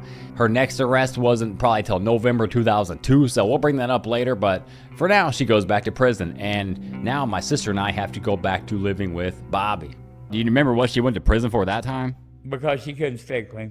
I think it was like And pills. I was there 22 months. Taking care of you guys. 22 buying this months. Yeah. That's crazy. Running, working, So Take care of you too, do my thing. So now I'm starting the 6th grade, and this time of my life really started to shape who I was, or at least that's kind of how I see it. I'm fully immersed into music at this point. Like everywhere I go, I gotta have my CD player, my boombox, some sort of music blasting. I would always take my bike down to Hastings so I could buy the brand new CDs. Anytime I would have money, I'd be like, well, I'm going to Hastings and I'm gonna buy a brand new CD. I would never have money, but sometimes like on my birthday, I'd get money, or I would go next door and be like, hey, do you have any yard work I could do or whatever so I could make a little money so I can go to Hastings and buy a CD? And then whenever I would get the money, I would call Hastings, be like, hey, do you have the certain CD? They're like, yeah. And then I'd be like, all right, put one at the desk. I'm gonna come down there right now and get it. And then I'd take my bike down to Hastings to pick the CD up and come back home. And it was so funny because I was just like out there riding bikes to get my CD, and then I would come home and my friend and I would literally listen to like the WWE soundtrack, WWF at the time, the music soundtrack for like the wrestlers and all that stuff. Like we'd be on the porch with my big boombox, literally listening to the Rock's theme song, like if you smell. It's like so funny because we're listening to that and the Stone Cold theme song and the Undertaker and Kane and all these theme songs, and we're just on my porch blasting. I think we're like hot shit. It's like, yeah, man, we're listening to WWF soundtracks. Hell yeah. And the girl that lived next door, I'm like, yeah, it must be so cool. She probably thinks I'm so cool. It's like, nah, I was hella cringe, but that's what I was doing. And then this one time I'm like riding home after school, I'm on the bus and like this Dave Matthews Band song comes on and I'm just like hella sad now. I'm like looking out the window like a music video. I'm like, oh my God, I hate my life. I'm living with Bobby. My mom's in prison. Like, fuck my life. So it's kind of funny the dichotomy going on because one hand I'm listening to music, I'm super sad, and the other hand I'm like blasting it on my porch like, hell yeah. But some of my favorite CDs, you know, I still listen to now, like Puddle of Mud, Come Clean. That album came out around then. I bought that. I love that shit. Eminem, he was blasting a lot back then. And it's funny because now I look back, I'm like, oh, of course I was listening to those bands and those artists when I was going through all that shit. It's just kind of funny to look back on. But either way, we're living with Bobby now full time, and it is not fun. He's just a regular alcoholic, just your standard everyday drunk. Guy just can't stop drinking and being loud and mean and screaming for every whatever fucking reason. I remember like talking to my mom on the phone because she'd have to call us from prison. We couldn't call her, but she could call us from prison, and then we'd answer the phone and be like, hello, this is a collect call from Vandalia Women's State Prison. Do you accept charges? It was such a weird thing. But we'd always talk to her on the phone. And we'd have to like watch what we said because Bobby would be in the other room listening, or he'd have another phone picked up so he could hear everything we were saying. And it's like, he didn't want to make sure that we weren't saying anything mean about him on the phone and shit. So we were like trying to watch ourselves because we didn't want him to hear what we were saying. And that was just like kind of awkward and shit. So we usually just, you know, oh, everything's going good, Mom, you know, whatever. Because it's like, even if we told her like, yeah, Mom, he's a dick and he's been an alcoholic and a drunk, like what is she going to do for prison? Like come home from prison and save the day? It's like, she's part of the problem too, you know? I wore these black Skechers one time to school. I mean, I wore them all the time because I was poor. I had one pair of shoes, and I had a big hole in the big toe. Like, my big toe would be sticking out of my shoe. And at the same time, I had bad poison ivy. Like, I woke up one day, I had just terrible poison ivy all over my face, all in between my fingers, just poison ivy everywhere. And I was standing in line, waiting to get lunch, and these kids were like, why is your big toe showing out of your shoes? And it's just like so embarrassing. When you have a big hole in your toe and your toe is literally sticking out of your shoe and the kids are making fun of you at school, like, dude, that's so embarrassing. I shouldn't have had to go to school with a hole in my shoe. But when your alcoholic stepdad's drunk and your mom's on crack, they don't really think about, you know, buying me shoes. So I went to the office and I was like, hey, I got poison ivy, I need to go home. And they were like, okay, so how do we get a hold of your stepdad? And I was like, I don't know. And I didn't even know how to get a hold of my stepdad. I'm like, how is this the right way to take care of a child where they're at school and they don't even know how to get a hold of you? And the teachers don't know how to get a hold of you. And the principal don't know how to get a hold of you. Like, so one time when I'm playing basketball, I have a basketball game and I've got to go to the school to play this game. So I go to the school and I got on my shoes, my Skechers with a big ass hole and a big ass heel on them. And I go to the game and I'm shooting around, you know, just practicing and warming up, whatever. And the coaches come up to me and they're just like, Mario, what are those? It was basically that meme, but in real life where they're like, bro, what shoes are you wearing? Like, you can't wear those shoes while you're playing basketball. And so they were like, do you have any other shoes that you can wear that we could go get you at your house or something? And I'm like, dude, this is my only fucking pair of shoes. You think if I had other pairs of shoes with no holes, I wouldn't just come with those? And so they were like, all right, well, we can't let you wear those shoes because you're going to break your ankle, dude. Like, something's going to go wrong. And so they were like, all right, we're going to take you down to the shoe store and get you a brand new pair of shoes. We're like, no, we can't do that. I'm going to go home and get in trouble for my stepdad. He's going to start screaming and be mad that somebody else bought me a pair of shoes. And they're like, oh, nah, bro, you'll be good. We can go get you a pair of shoes. So I was like, okay. So we go down there and we get me a new pair of shoes. They let me walk in. They were like, get any pair of shoes that you want, but they obviously have to be basketball shoes. So we go to the basketball shoes section. I get me a brand new pair of basketball shoes, and I was fucking stoked. I'm like, I can't believe I'm getting a pair of brand new basketball shoes right now. Because usually when I go shopping for shoes, it's like, all right, you got to pick from this section. You know, you can't get any of these, you know, expensive shoes. You got to pick from this price point, and that's fine. But it's like, I was so excited to just get any shoes I wanted. I was like, wow. So we go back to the school and we're shooting around, and now I'm just hitting 3 after 3. And I was pretty decent basketball player before I got the shoes, but now I'm in these shoes and I'm like shooting 3 after 3 like crazy, just dropping them back. And the coaches are like on the sidelines like, damn, look at him. He's Michael Jordan now that he's got those shoes. And it was like, yeah, I'm so cool, but also so embarrassing because now everybody's just staring at me play and think like these shoes are now turning me into Michael Jordan. And it's like, holy shit, this is awkward. So just please stop staring at me. But anyways, the game goes on, you know, we finish the game and then we leave. And I'm like, okay, well, I can't go into the house wearing these shoes.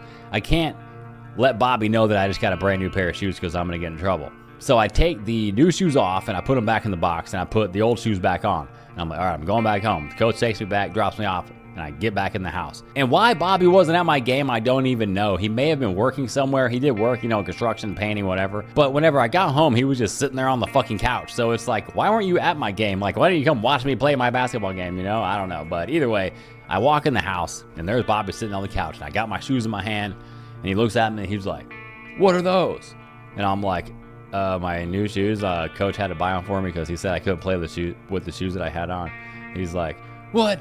What now? Why'd you let him buy a pair of shoes, man? Now everybody's gonna think we're poor, man. Yada, yada, yada. We can buy your shoes. And I'm just like, bro, if you could buy me shoes, why don't you already buy me shoes? It's not like this hole in my shoe came from yesterday and now it just mysteriously appeared out of nowhere. It's like, dude, I wear these shoes every fucking day. Like, you could have bought me a brand new pair of shoes. And the thing with him and my mom and all these people is like, we're not really poor. Like, we are poor, sure, but not really. We get free money from the government every single month because when my dad killed himself, my mom started getting checks from my sister and myself. They basically were my daddy. My sister would get a check for like $550 a month, and so would I, the same amount every month. Every like first or third of the month, so you get 2 checks. And that check's supposed to be used for shit like, you know, shoes and clothes and school supplies and like whatever. And then we got food stamps, so we got free food, and we got the free food at school. We had the free lunches and free breakfast stuff. And then we got Medicaid, so anytime we needed to go to the doctor, any of that shit, it's free, it's paid for. So the reason I'm running around with a hole in my shoe is because rather than spending the money on shit that we need, they just spend it on drugs and spend it on crack and spend it on alcohol. Because at least with my stepdad, he did work sometimes. He had a construction job, he worked on painting, he did roofing, whatever.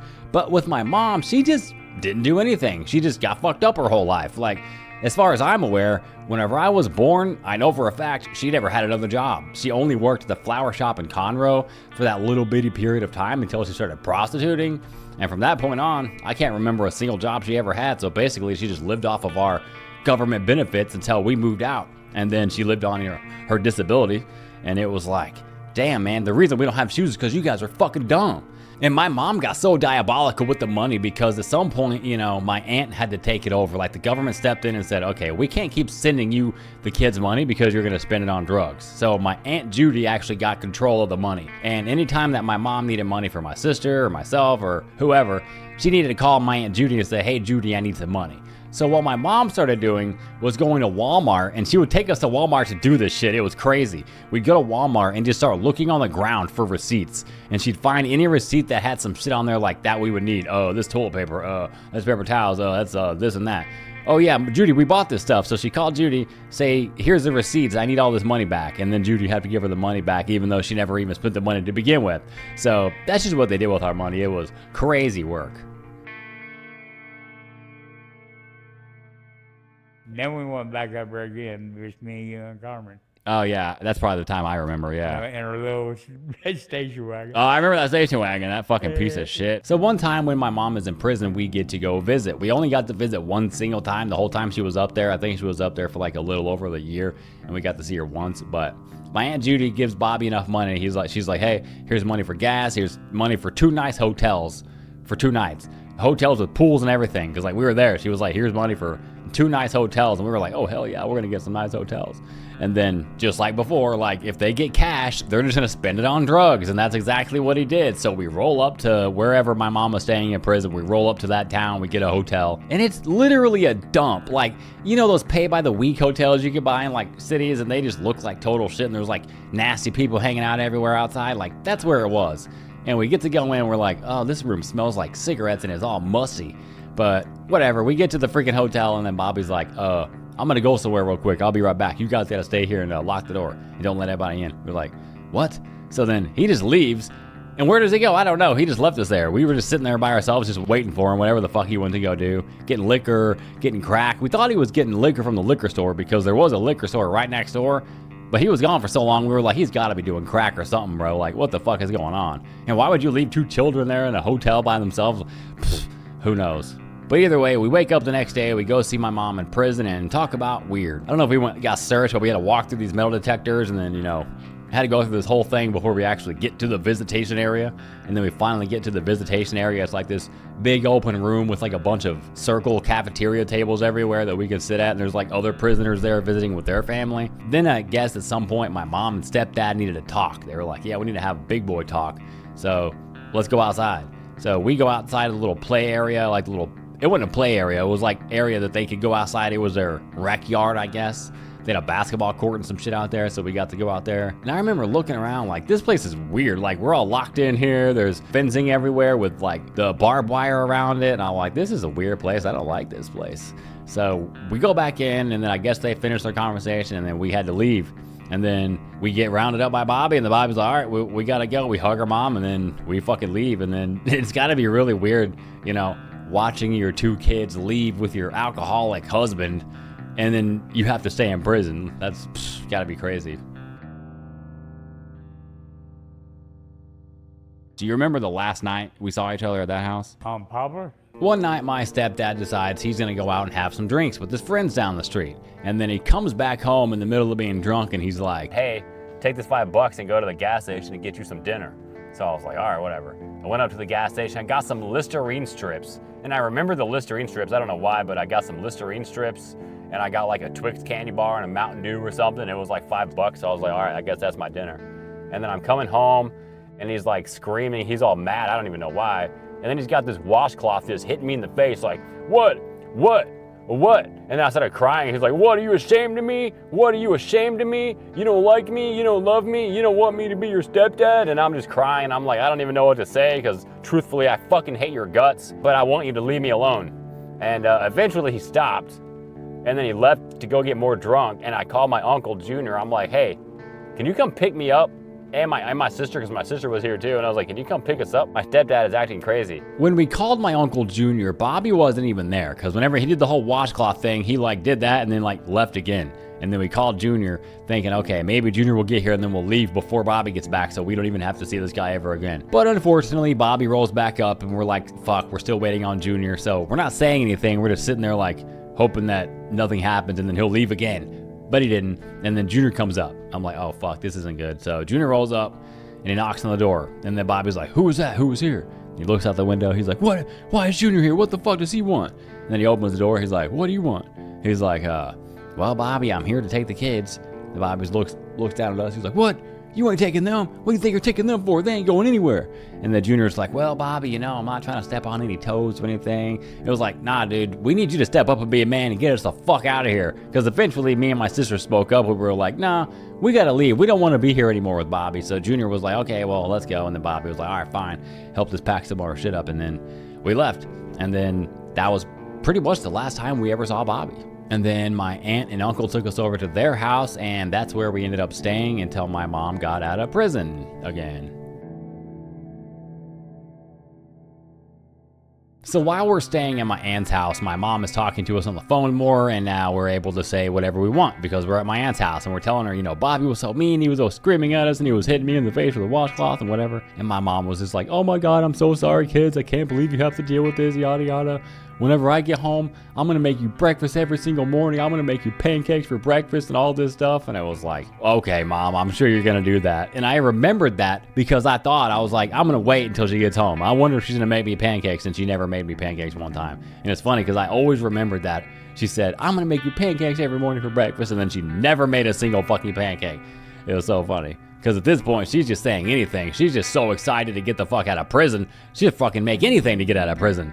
But anyways, at some point, it's time for mom to get out of prison. And my aunt takes us back over to our house, and we wait for my mom to come home. And my sister and I are now back on the couch where we left in the first place, where Bobby was screaming at us. We're back on that couch, sitting by the window, and we're looking out the window like waiting for Santa Claus or something. It's like on Christmas night, it's like, where's Santa Claus? We're waiting on mommy.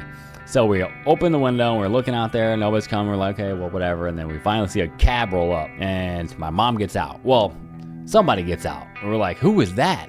It was like some big fat woman. It was like, had to be 250, 300 pounds easy. And I'm like, wait a minute, that can't be mom. And then Judy walks out there, and they have a little conversation, whatever. And we're just like, no way, that's mom. Because we can see her face now. She's just plumped up a lot. Because she was in prison for 18 months, not doing any drugs, probably like super depressed, especially after she's seen us with Bobby, and then we had to leave. And then she comes in, and we're like, wow, she really fucking got big. That's crazy work. But it didn't last long. Pretty much immediately, she would get back on the drugs. Like, she wouldn't do crack all the time now, but it was definitely like back to the regular routine. It was like time to do pills, and when crack's around, I'll do that too. And when crack was around, she was just always fucking crazy. When she was on pills, it would just be like, oh, let me nod off. When it was crack, it was like she was a lunatic. She destroyed our fucking Christmas tree that year. One day we were fucking just sitting at home, and we're in the room, and then my mom loses her shit, goes in the living room, and just starts destroying the whole fucking tree. There's glass and ornaments just busted up all over the ground. And then like hours later, we hear her in there vacuuming all the shit up because she's a fucking idiot and realized that she's dumb and has to clean it all up because I ain't doing it. What the fuck you gonna make us clean it up for? So she ended up cleaning it up. But anyways, that was just my mom and how she was, especially on crack. So it's a Wednesday night, and I am about to go to church. So I see my sister. I was like, oh, well, she's asleep. I'm just going to leave her here. I'm going to church. So I get in the van with my Aunt Shelby and my Uncle Calvin, and we head to church. And while we're at church, my sister wakes up, and she's like, hey, Mom, where's Mario at? And my mom, for whatever reason, decides to say, I killed him, and I buried him in the backyard. And then she grabs a butcher knife from the freaking kitchen, and she's like, in your next, bitch, I'm gonna kill you next. And then starts chasing her around the kitchen table until my sister finally runs out the front door and then runs down the street, and they call the police. And then I guess the police showed up and took her to jail, or something happened, because when we showed up after church, there was nobody even there. We were like, where the fuck is everybody?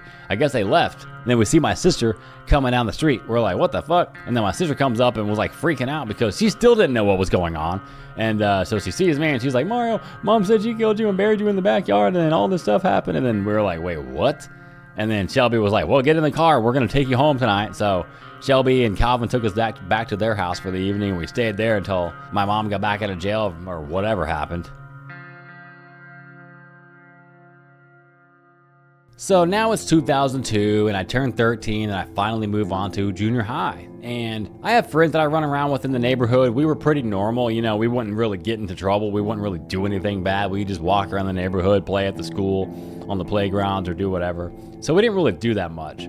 But for whatever reason, my friend and I decided, hey, we're gonna go to Walmart and steal a fuck ton of Pokemon cards. Why? I have no idea. But I had seen my mom steal many times, and I'm like, I want to go steal. So we're like, I want Pokemon cards. I want to go get Pokemon cards. And he's like, I'm down. Fuck it. Let's go do it. So one night we meet up. It's like early evening, probably like 5 o'clock, 6 o'clock in the evening. And we head over to Walmart. We just walk over there. And we get into the store, and we walk up to the front center aisles where it's like all the promo materials, all the new shit. There's Pokemon cards everywhere. So we're like, all right, let's just grab a bunch of packs and go to the bathroom, because we don't know what the fuck to do. We can't just open them right there and put them in our pockets. So I got what had to be 30 or 40 packs of Pokemon cards. I can't believe nobody stopped us from going in the bathroom. It was just like, what the fuck? So we get into the bathroom, and we're both in each stall. So there's like 2 or 3 stalls, and we're both in the stalls. So if you're sitting outside taking a pee in the urinal, all you hear is wrappers unwrapping and going down the toilet and being flushed, because that's what we were doing. We weren't even looking at the Pokemon cards. We didn't give a fuck. We're just like, we gotta get them in our pockets, and we gotta get the fuck out of here. So we open up all the wrappers, flush them down the toilet, put all the Pokemon cards in our pockets, and they're just busting out of our pockets. They're just exploding with cards.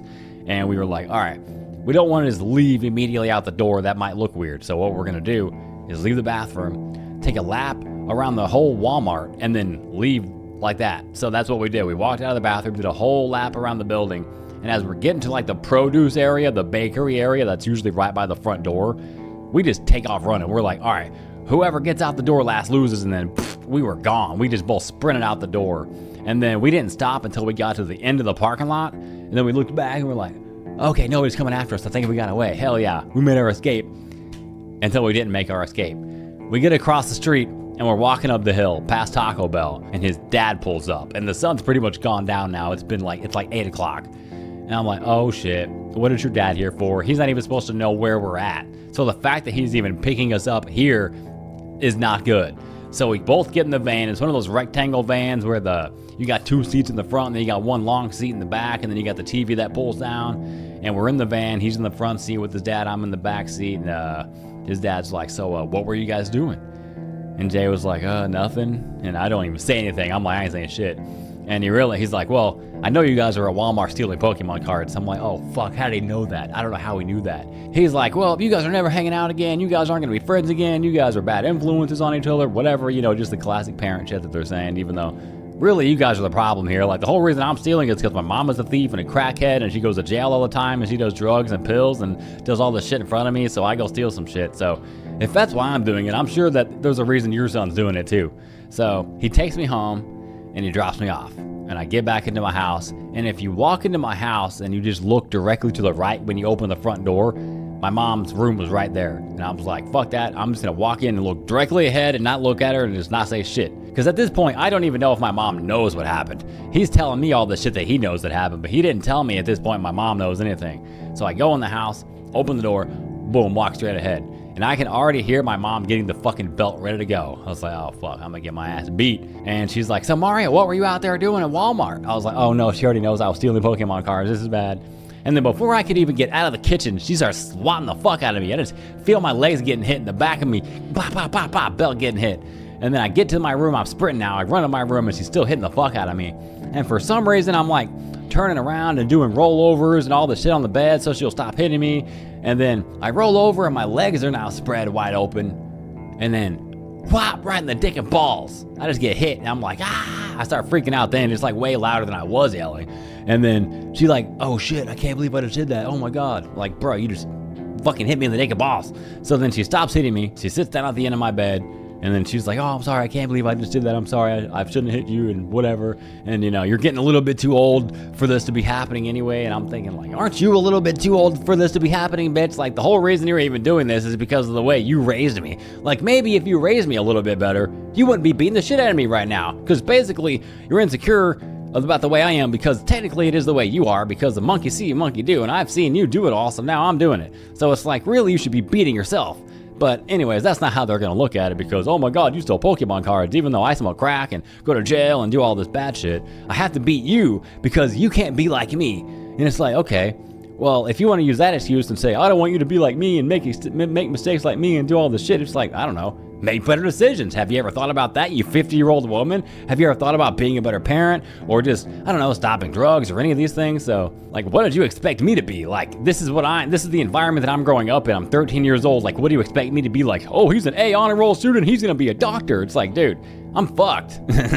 Anyways, she leaves the room and I get to keep all the cards. So basically the whole beating and all that shit was basically for nothing, because now I just get to keep the cards. It was like, what was the purpose of all that, Mom, if I'm not even gonna actually be in trouble for doing that shit? Like, it feels more like an excuse to just take your anger out on me rather than actually fix the problem yourself, which is you. November 21st, 2002, Sandra K. Price pleaded guilty October 10th to driving while suspended and 2 counts of passing bad checks. It's like, you're stealing, Mom. How are you gonna get onto me and beat the shit out of me for stealing Pokemon cards when you're literally a thief yourself, bro? Like, writing a check to somebody that you don't have money for and then taking the products for it is literally theft, and that's what you're doing. So it's just crazy to look back and like see all the shit that she was doing, yet I was getting in trouble for doing basically the same thing but on a smaller scale than what she was doing it. It was like, damn, bro, this is fucked up.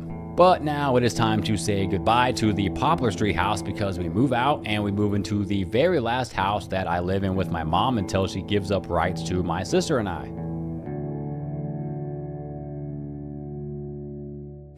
This is the last house I lived at with my mom. And I was just like, Mom, I could kick your ass. And she was just slamming the door to my upstairs, just slamming it, pop, pop, pop, pop, pop. Come on, Mario, fuck me up. You wanna fucking fight me? Let's go, fuck me up. Be real, is she smoking crack again? And I'm like, yeah, she's back on drugs. I'm giving up custody of my children to my sister and my brother-in-law. And now all these people are just staring like, oh my God, this bitch is about to run into the movie theater with her car. Ah, pa, pa, ah. Well, Mario, you're never going to live with Mom again. Well, we finally move into our last house with our mom.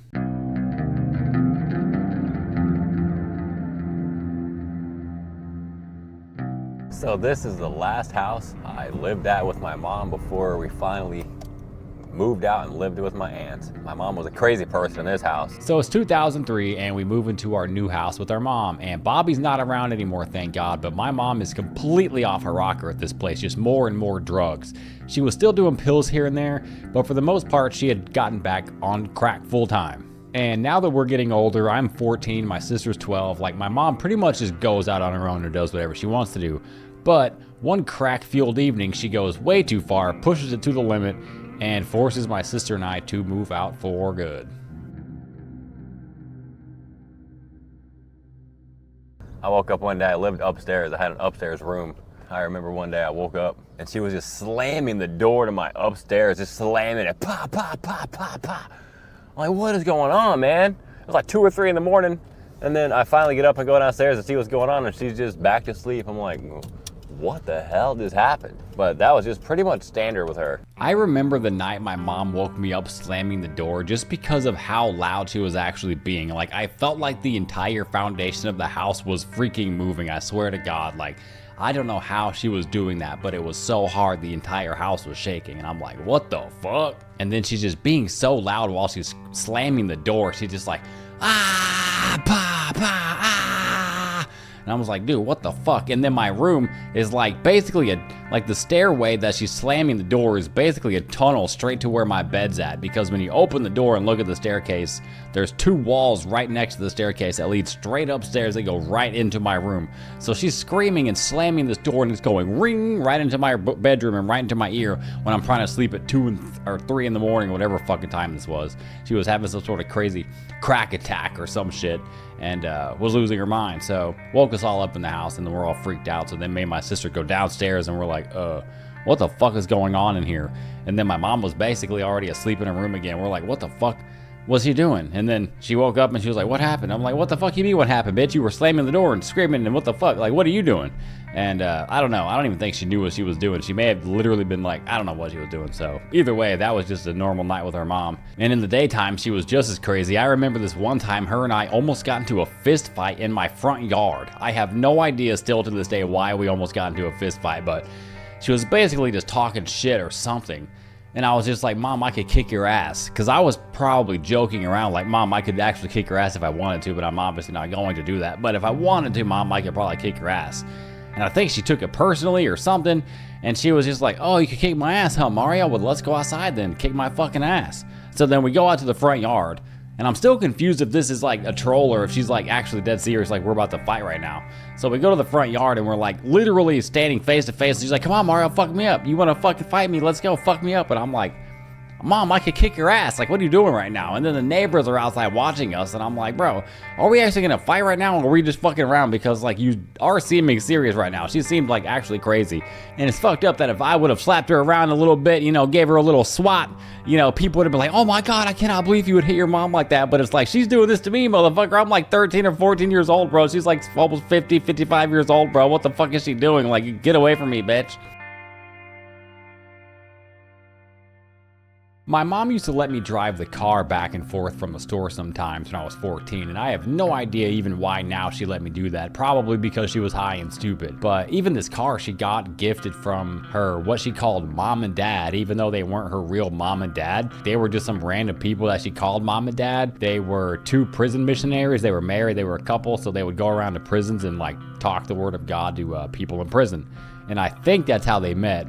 And And for some reason, she just started calling them mom and dad, probably because they would give her money and whatever she needed. They literally gave her this freaking car. They came to town in their big RV, took us to a car lot, bought her a brand new car. Well, it wasn't brand new, but either way, it was new to us. They were pretty cool people. Like, I didn't really have a problem with them. I just thought it was really weird that she called them mom and dad. And I even remember Judy and Shelby, my two aunts, thinking like, why does she call them mom and dad? Like, that's weird. And I don't know, that is pretty weird. But either way, she let me drive the car. For what reason, I have no idea. But I'm 14 and I'm driving the car now back and forth through the store because we only lived maybe like half a mile, a quarter mile away from the store. So I would drive it up there on the back roads. And anytime I wanted to drive the car, I'd be like, hey mom, can I take the car to the store? And she'd be like, yeah, Mario, but if you get pulled over, I'm gonna have to tell him you stole the car because I can't tell him I'm letting my 14-year-old kid drive the car to the store. So I'm gonna have to tell him you stole the car.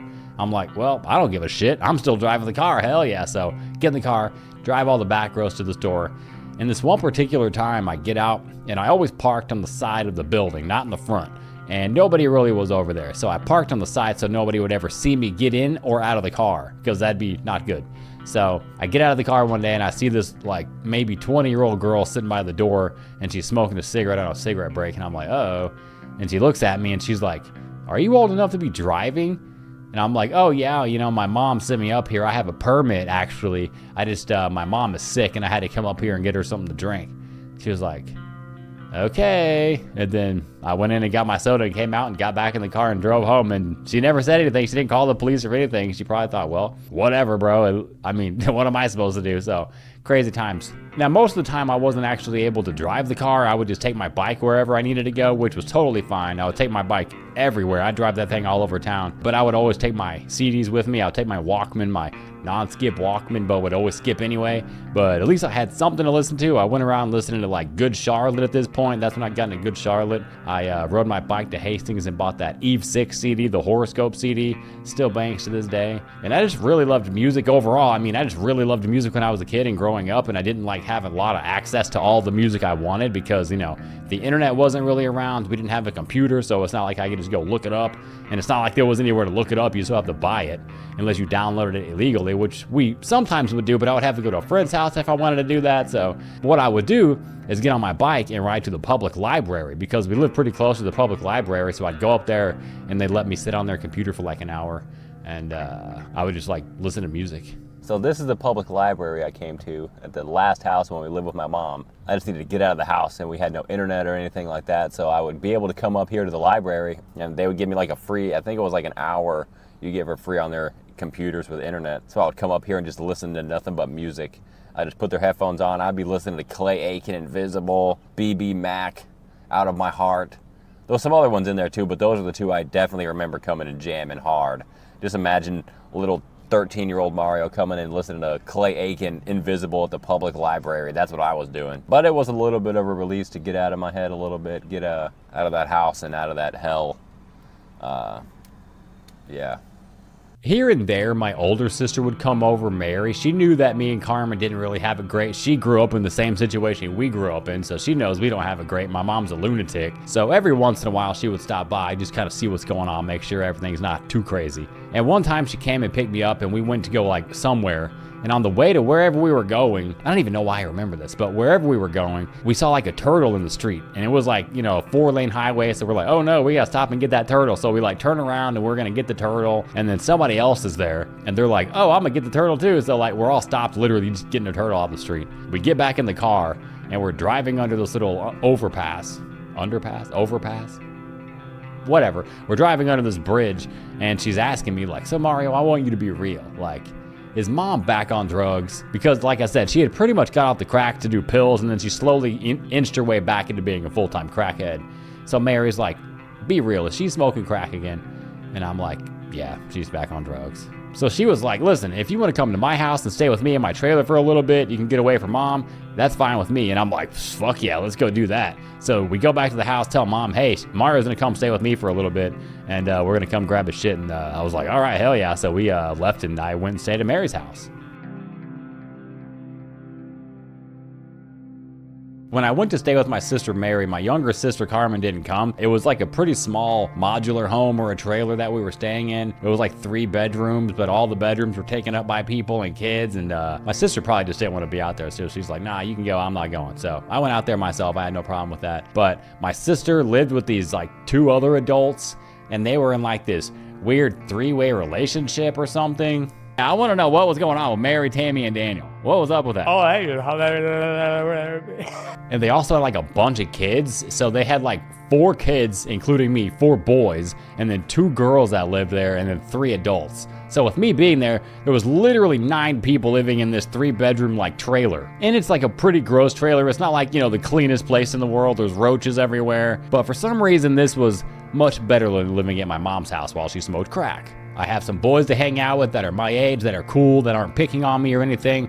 We would just walk around the gravel roads because we pretty much lived in the middle of nowhere. I had moved like 30 minutes out of town. That's where my sister lived, in a little town called Elsinore. So we were pretty much in bumfuck Egypt. I mean, that's what I felt like, at least. So we would just walk up and down the gravel roads going nowhere, but it was a pretty good time, you know, just chilling out, doing nothing. They would all love WWE and Raw and SmackDown and WrestleMania and all the big events too, so we get to watch that every single week, and they would buy all the pay-per-views, so we'd go to the other trailer because they had like 3 trailers on this big piece of land that like all of them lived in, like the whole family basically lived on this plot of land, and we just go trailer to trailer doing different things because one trailer had a computer, so we'd go over there and use a computer, and then one trailer had a TV, and then it was just like we were all over at each trailer just doing shit at random trailers. And I would still go back home like every once in a while, but I wouldn't really stay. I would just go mostly to get more stuff and then just leave. And the very last time I actually went back, I wanted specifically to get my Linkin Park Live in Texas DVD. And I would listen to this shit on repeat in my room or watch it and just be acting out all the moves Chester's doing, like imitating him. I'm like, yeah, I want to be Chester, man. That's so cool. So I would be like up in my room acting like I'm Chester. And when I went to my sister's house, I left it at home and I just forgot it. I'm like, well, I want to go back and get that at some point. So I go back and I'm like, I'm going to get that DVD, and I walk into my house and I go into my room and I'm like, wait a minute, where's my DVD? It's not here. And then I go back downstairs and I'm in my mom's room, and then I notice that it's literally playing on the TV. I'm like, Mom, what are you doing? That's my DVD. I want it. I'm taking it to Mary's house. She's like, oh, Mario, let me have it. Let me watch it. I'm trying to watch it. I'm trying to see what's going on. And I'm like, whatever, dude. You can freaking watch it, whatever. I'll get it next time. And then I guess I just left it there. But it's funny looking back because, like I said, I had left the whole house pretty much for the most part. I was staying almost full time at my sister Mary's house. And my mom was there with my sister by herself. And she probably just thought about me sometimes and was like, where's Mario? What the hell is Mario doing? And she probably just thought, you know, maybe I'll go get that DVD out of his room and watch that, and then maybe that'll make me think of him or something. I don't know. It's just weird. Kind of feel bad, but, you know, what are you gonna do? So we get back to my sister's house and I'm just living there. Everything's going relatively normally, going to school and all that. It's like the end of my 8th grade year. It's roughly end of April, beginning of May 2004. And one night we're all chilling in the living room, on the couch and on the floor, wherever. My sister Mary gets a phone call and she got to go out and take it on the cell phone. She's on the phone for a while. And now we're all like, oh shit, what's going on? Who's she on the phone with?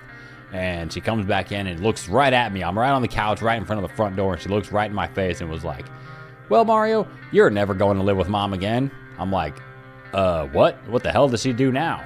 And she informs us that my mom decided to get high on pills and try and take my sister to the movies, and she almost drove her directly into the movie theater glass, and then she backed out of the movie theater, just took off, and then she got pulled over in front of Hastings and they took her to jail. May 4th, 2004, Sandra K. Price, 52 of the 400 block of Cleveland Street, was arrested at 7:06 p.m. Saturday on suspicion of driving while intoxicated on drugs. So my sister was staying at home by herself because I'm at my sister Mary's house, so my sister's just staying there by herself. And my mom wants to do drugs or go out or do something. And she's like, hey, Carmen, I want you to go to the movie theater. My sister's like, no, I don't want to go to the movies. I just want to stay home. And my mom was like, no, you're going to the movies. So they get in the car, and then my mom like is erratically driving all the way across town to get to the movie theater. And then my sister's like crying, I don't want to go in. I don't want to go in. And then my mom literally like speeds so fast up to the movies, she almost goes straight into the glass, and then she hits her brakes like, Erk. Now all these people are just staring like, oh my my God, this bitch is about to run into the movie theater with her car. They back out of the freaking movie theater and just take back off. And then she drives about 4 or 5 miles across town. I don't know how she got that far. Somebody at the movies probably called the police and said this woman's driving like a maniac, come pick her up. And so they drive about 4 or 5 miles across town, and then finally a cop pulls her over in the parking lot of Hastings and take her to jail. And my aunt, I guess, gets a phone call from the police and say somebody's gonna come get this girl. So my Aunt Judy goes and gets my sister, and then they call Mary. And then that's how they found out that the whole situation happened.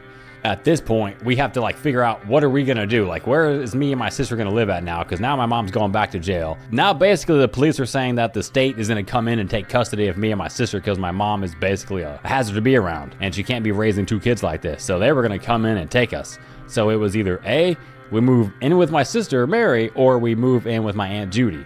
And for whatever reason, we all decided, it's probably best that you go live with Judy. My sister Mary probably didn't have the resources to take on 2 more kids. I mean, we did get the government check, but that probably wouldn't have helped, raise 2 brand new kids that are in your house. And on top of that, my sister didn't want to go there at all. And my aunt, it just would have been best that we went over there. So that's what we did. We moved in with Judy. But before we actually move in, I'm like, all right, well, I'm gonna go ahead and finish out the school year over here because I'm like almost done with school. It's like pretty much the last week or something of school. And I'm trying to finish up this history project I have to do. It's like one of those projects where you have to do the 3-panel poster board type project. And you have to have the whole thing filled out or have pictures on there and displays of whatever. So I'm trying to do this project going back and forth between certain trailers because one of them had a printer, but I had to keep going back and forth because I don't remember. But either way, I was just going back and forth between trailers trying to get all this fucking shit sorted out so I could pass this class. I turn in the school assignment, I take it to school, I turn it in, and the teacher basically fails me. I didn't fail the whole class, but I basically failed that project and almost failed the whole class. And my sister calls her and she's like, well, maybe I can convince the teacher to give you a better grade just because of all the shit that's going on right now. And you don't really have time to focus on this one thing. She calls the teacher and she was like, hey, Mario's going through it right now. His mom's in jail and this is happening and that's happening. And she was like, nah, he failed. He could have done better. And that was that. And it was like, damn, bro, you guys don't give a fuck. It's like, yeah, it's kind of crazy how that works with school. You got to do all this shit at home. But if you don't have a good home life, how the fuck are you expected to do good at home? Now it's summer 2004 and I'm about to start freshman year of high school and we're staying with Judy full time again. But the first time we stayed there, it really wasn't that bad. The first time in 1999, it really wasn't really that bad. And this time was a little bit different. My sister didn't even make it that long, to say the least, but we're gonna keep that off till the next episode. But either way, we're at Judy's house, and at some point, we're gonna have to go to court because now this whole thing has to become legal because we can't just legally move out of my mom's house when I'm 14 and my sister's 11 or 12, and we have to go through the courts. So we go to court one day, and it's such a weird experience because we're all in the court lobby. Right before you go into the courtroom, you got to sit out in the lobby and just wait on these massive wooden benches. It's so uncomfortable. It's dark and cold. And me, my aunt, and my uncle are sitting there with our representative. And then my mom walks in. And it's so awkward because she doesn't say anything to us. She just kind of sits across the room with her person. And they're kind of just looking over at us, but they never say anything. It's so weird because it's our mom. You know what I mean? We were just with you a few weeks ago and now we can't even talk to you? What the fuck? So we go into the courtroom and we're sitting in I don't know, where the defense sits and then the plaintiff sits. I don't know, that's what we were called, but that's where we were sitting. My mom gets called onto the witness stand or whatever you want to call it in this situation. And they're asking her what do you want to do here? What's going on? And she was like, I'm giving up custody of my children to my sister and my brother-in-law. I'm unfit to be a mother. And then she's talking to us directly. She's looking right at us from the witness stand. And she's like, I'm sorry, kids. I don't want to do this, but I'm not a good mom. And I'm unfit to be a mom. And she's crying and all this shit. And she's like, I wish I didn't have to do this. And yeah, I mean, you could just get off the drugs and, fix your life. But you're 52 years old. Now you're just so fucked you can't stop. So basically, she's like, fuck it. I'm just going to give you guys up to your aunt and your uncle. And that's what happened. It was weird. And then whenever she's done, she gets off the stand and then, they were like, all right, well, I guess that's that. Your guardians are now your uncle and your aunt and you're free to go. They hit the gavel thingy, adjourned court, and then we just left. And then we lived with my aunt forever. I don't even remember if we talked to my mom after court or what the situation was, but it was definitely hella awkward.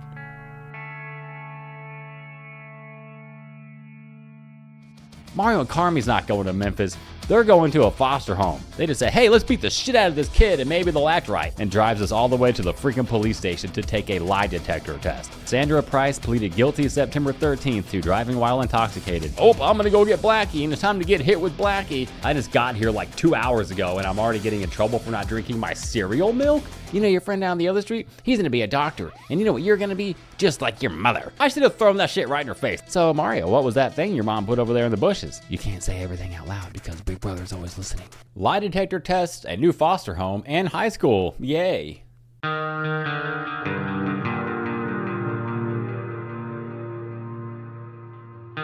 It's now the end of summer 2004 and I just turned 15 and I'm now a freshman in high school, and we are officially full-time living with Judy now. And like I said, living with Judy before wasn't really that bad. Living with her in 1999 was pretty normal. Living here with her this time was a fucking pain. With my mom, you know, she was a drug addict, so outwardly she was crazy. You could tell right off the bat, okay, you might be a little kooky. With my aunt, it was more like she was really good at hiding it. She'd be one way completely in public and then a completely different way behind closed doors. It was pretty much a total mind game with her. She just wanted to make you feel like total shit. You aren't worth nothing. And every single day in this house was basically a never-ending battle.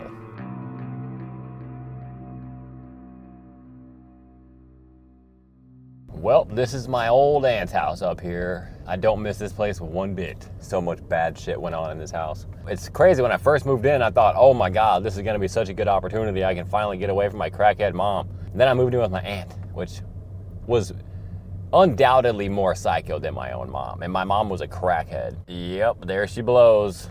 People living in that house have no idea what had happened in the house. It's crazy to think about. It was one of those things where you come home from school and hope to God Judy's in a good mood today. Every single day had to be something with my Aunt Judy. It was never just like a, hey, how was your day, Mario? It was always something. You know, with my mom, she wasn't that bad every single day. If she wasn't on drugs and she was clean for that little period of time, it wasn't really that bad. She could be pretty cool. But with my aunt, it was like every single day you walk in the door, there's something to get mad about. Who left that dish in the sink? Who left that shirt in the floor? Who did this? Who did that? It's never like anything of actual substance that anybody's doing. She's just finding any little thing that she can pick at to get onto you for. And she had these stupid sayings that she would love to say. She'd be like, you know that kid down the street? He's gonna be a lawyer. You know your friend down the other street? He's gonna be a doctor. And you know what you're gonna be? Just like your mother. Like, that whole thing just rings out in my head. She just loves saying that. You're gonna be just like your mother. The shit like still rings into my head even to this day.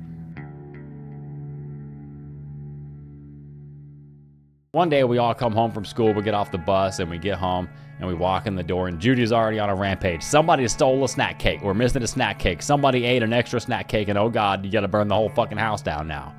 We're all obviously denying it. We're like, nobody ate a snack cake. And with these types of people that are on pills, because my aunt was, you know, pretty doped up herself, she just didn't like to admit it, they get paranoid about certain things. So random shit would come up missing and she would always just be like, hey, who took the snack cake? When probably there was no snack cake missing to begin with. But anyway, she's not believing anybody didn't take the snack cake. She's like, somebody took the snack cake and we're gonna find out who took the snack cake. All right, guys, so if you think you're telling the truth, you guys wanna go take a lie detector test at the police station? And we're like, bro, no way she's gonna do this right now. So, not joking. It was like raining this day. It was like cloudy and raining and cold. And she packs us all up in this van and drives us all the way to the freaking police station to take a lie detector test. Like, imagine taking teenagers, 5 of them, to a police station to take a lie detector test over a missing snack cake. So we get to the police station and we're parked like right across the street in the public library parking lot.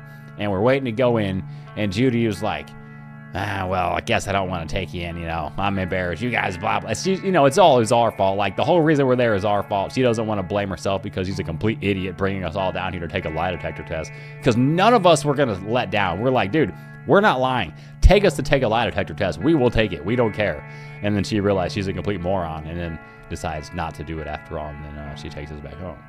And that was pretty much just every single day with Judy. It was just like, it's always something. And the thing with the snacks is, like, we had 5 kids in the house, so Judy would be like, you know, you can have 1 snack a day, or maybe 2 snacks, I can't remember, but snacks meaning like 1 snack cake. And that was fine. Nobody was really mad about that. But it was more like a control thing. Like, Judy was always like sneaking around the corner to make sure you weren't doing something you're supposed to be doing. So the snack cakes were just like one of those things where she was always watching every single snack cake to make sure there was not a single snack cake missing, because if somebody took it, then oh my God, you're gonna get in so much trouble over eating an extra snack cake. Oh God.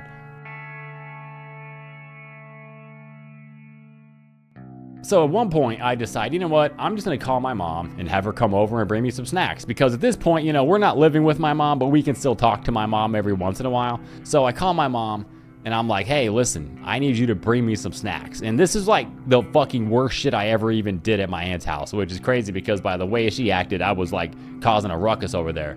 But I call my mom and say, can you bring me some snack cakes? But Judy can't know, right? I'm gonna sneak the snack cakes in and then me and all the kids are just gonna eat them, right? So later on the day, she shows up to the house and she brings over a box of Swiss rolls. And she comes into the garage with no Swiss rolls. They're still in the car. And she's talking to me, my aunt, whatever. My aunt goes in the house. And then my mom's like, hey, I'm gonna go get that box of Swiss rolls. I'm gonna put it over there in the bushes under your window. I'm like, okay, whatever. So she goes and gets the Swiss roll box out of the car and sneaks on over to the window by the bushes and puts the box in there by the bush. And then whatever. She ends up leaving. And then my aunt comes out of the car or out of the house and she's like, so Mario, what was that thing your mom put over there in the bushes? And I'm like, I don't know. She's like, oh, let's go find out. And then we fucking see the Swiss rolls and she's like, oh, so Mario, what are these? And I was like, oh, my mom just brought me some Swiss rolls, whatever. And then it was like, oh, so I guess Mario can just have his mommy buy everything. And then from that moment on, for like days in that house, like every single person was like cold shouldering me, mean mugging me. It was like the mean eyes, like all day just walking past me, just like, yeah, fuck you, you piece of shit. You got your mom to bring you snacks. I can't believe you would do such a fucking horrible thing. And that's how it was. Even like everybody was just like being so fucking mean. And every time I'd walk by somebody in the hallway, they'd be like, well, wait, Mario, do you eat your snacks? How are your snacks, Mario? And it's funny because like all the kids were gonna fucking eat these things. It's not like I was just gonna eat them all by myself. But now that Judy's mad at me, every single kid has to also act mad at me or they're gonna get in trouble too because like, oh, so you wanna go live with Mario and his mommy, huh? Is that what you wanna do? So they gotta act super mad at me too. So they're all just walking around like, so you eat your snacks? How are your snacks? And Judy be getting on it too, like saying the shit like, well, Mario can just have his mommy go get it. Hey, Mario, why don't you just call your mommy and she can do that for you? You know, it's just like so fucking ridiculous how they're treating me over this box of fucking snack cakes.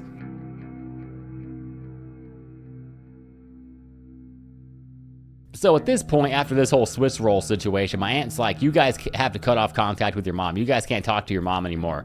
And it wasn't really over the Swiss rolls. Like, she didn't really like us talking to our mom anyway. And when she told us, like, you have to cut off contact with your mom, she was like, you know, it's really unfair to me that you guys get to have all these fun times with your mom. If you want to go have fun with your mom, you get to go have fun with your mom, but then you get to come home to me, and I have to be the one to discipline you and have to do this. And it's like, what are you talking about, dude? Like, why is it over here that every single second has to be about discipline and trouble and what you did wrong, and there's never any positivity or any uplifting things to say at all? It's always about fucking discipline and what you do bad. And like my uncle had this belt he called Blackie, and it was just a black leather belt. And any time you did anything wrong, oh, I'm gonna go get Blackie, and it's time to get hit with Blackie. And it's like, is that the discipline you mean? Like, you're so mad that we get to have fun with our own mom that you, oh my God, I cannot believe you have fun with your mom. Now I'm just gonna have to beat you because that's what we do over here. It's like you have to be disciplined and you have to be mannered and you have to be proper and you have to be this and that. When you walk into your house and every single thing is about trouble and what you do wrong, like you're just walking on eggshells like every day. It's not even fun. You can't even like be free or relax or enjoy life because every single thing is like, oh my God, I hope this doesn't make Judy mad. Oh my God, I hope Judy didn't scream at me. Oh my God, I hope Judy's in a good mood today. It's like, Jesus Christ. I remember they used to like SWAT kids at school, and I don't know if they still do that now, but I know for sure that shit did work then. I got swatted multiple times. It's not like it never changed anything. I was in junior high one time and I had to go in for a swatting. And right before I got my swat, some other kid was getting his swats. And he comes out actually laughing his ass off. He's like holding his ass because it hurts, but he's also laughing because who really cares? I got to do it, and all I got was hit a couple times on the ass with a freaking wooden paddle. Whoopity fucking do. So it's not like actually getting spanked or paddled even works. Most of these kids have issues that stem directly from the parents. It's not like these kids are just making up new ways to do fucked up shit. They learn it directly from their parents. And rather than actually try and root out the problem or try to find the root of the problem, like which is the parents, hey, let's go into this house and figure out what's going on to make this kid act this way. They just say, hey, let's beat the shit out of this kid and maybe they'll act right. And it's like, that ain't gonna work. So why are we even freaking still hitting kids when we know for a fact it doesn't work? Why don't we ask them like, hey, what's going on at home? Like, are you good? Are you having a good time at home? What's your parents like? Do they feed you? Do they scream at you? Do they punch you? Do they slap you? Like, what's that like? But for some reason, nobody really likes to talk about that stuff. It's just so weird. And I mean, I don't really like talking about it either. You know, it's odd. So, I mean, it's just how it is. And then some parents grow up and then keep continuing the cycles of beating their kids and stuff because they say, well, look at me. I turned out fine. My parents did it to me. So, I mean, I should be able to do it to you, or I have to do it to you, or you're going to turn out like this, or you're going to turn out like that. It's just crazy. It's like, maybe you didn't turn out great. Go look in the mirror and look at all the shit you've done, bro. I don't think you turned out great. You're beating your kids. You're screaming at your kids. You're not doing too great.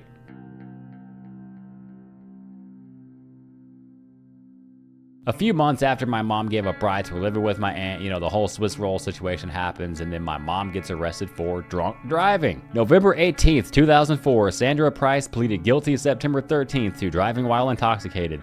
She was sentenced to 1 year in the Butler County Jail. She pretty much just can't stop fucking up, kids or not. Like, when she had kids, she probably tried her best to stay out of trouble because it's like, oh, I don't want to lose my kids or have something happen to my kids. But now that we're gone, she has nobody to stop her from fucking up. So that's pretty much just what she did. So she had to go serve a year in the county jail. Christmas comes along of 2004, and it's my sister, myself, and my 3 cousins. Plus, we have one more cousin there that's there from out of town, and she's there visiting for the Christmas holiday. So she's also there. And it's early in the morning, you know, classic early morning Christmas thing. It's probably 7 in the morning. And my aunt walks in the living room. We're all sitting there already on the couch in the chair, just kind of waiting for her to come in so we can start opening presents. And my aunt walks in the room and she's like, hey kids, I'm gonna go out in the garage and smoke a cigarette. And when I get back in here, we can go ahead and start opening these presents. And then as she's about to turn around and leave, she like looks back and then looks at me and my sister. And then was like, well, and then she comes back in and gets 2 presents from under the tree and gives them to one to me and one to my sister. And she's like, well, you guys can go ahead and start opening yours. And then just left. It was like, oh, thanks for making us feel like total shit the second we wake up on Christmas, you fucking bitch. Like, what the hell? Way to just make us feel like total shit. Because it's like, oh, we can't wait for Christmas presents. We're like trailer trash and we're used to just ripping them all open at the same time. And, you know, it's just crazy. And like all our cousins are just staring at us now, and they know that she's just being a jerk, but it's just like super awkward because now we're all just feeling weird. We're like, damn, so do I open these presents or do we just wait? And we just waited because I'm like, I'm not gonna fucking open them and let her win. I'm not gonna let her fucking win by giving me the present. I open it and she comes in and she's like, yeah, I knew you couldn't fucking wait. I was like, bitch, I'm waiting. And we waited. And then she came back in and she's like, oh, Mario Carmi, why didn't you guys start opening yours? It's like, bitch, I should have thrown that shit right in her face. Like, I didn't even want the gift anymore. It's like, dude, I don't even want to fucking open anything anymore, bro. Let's just fucking go back to sleep, honestly.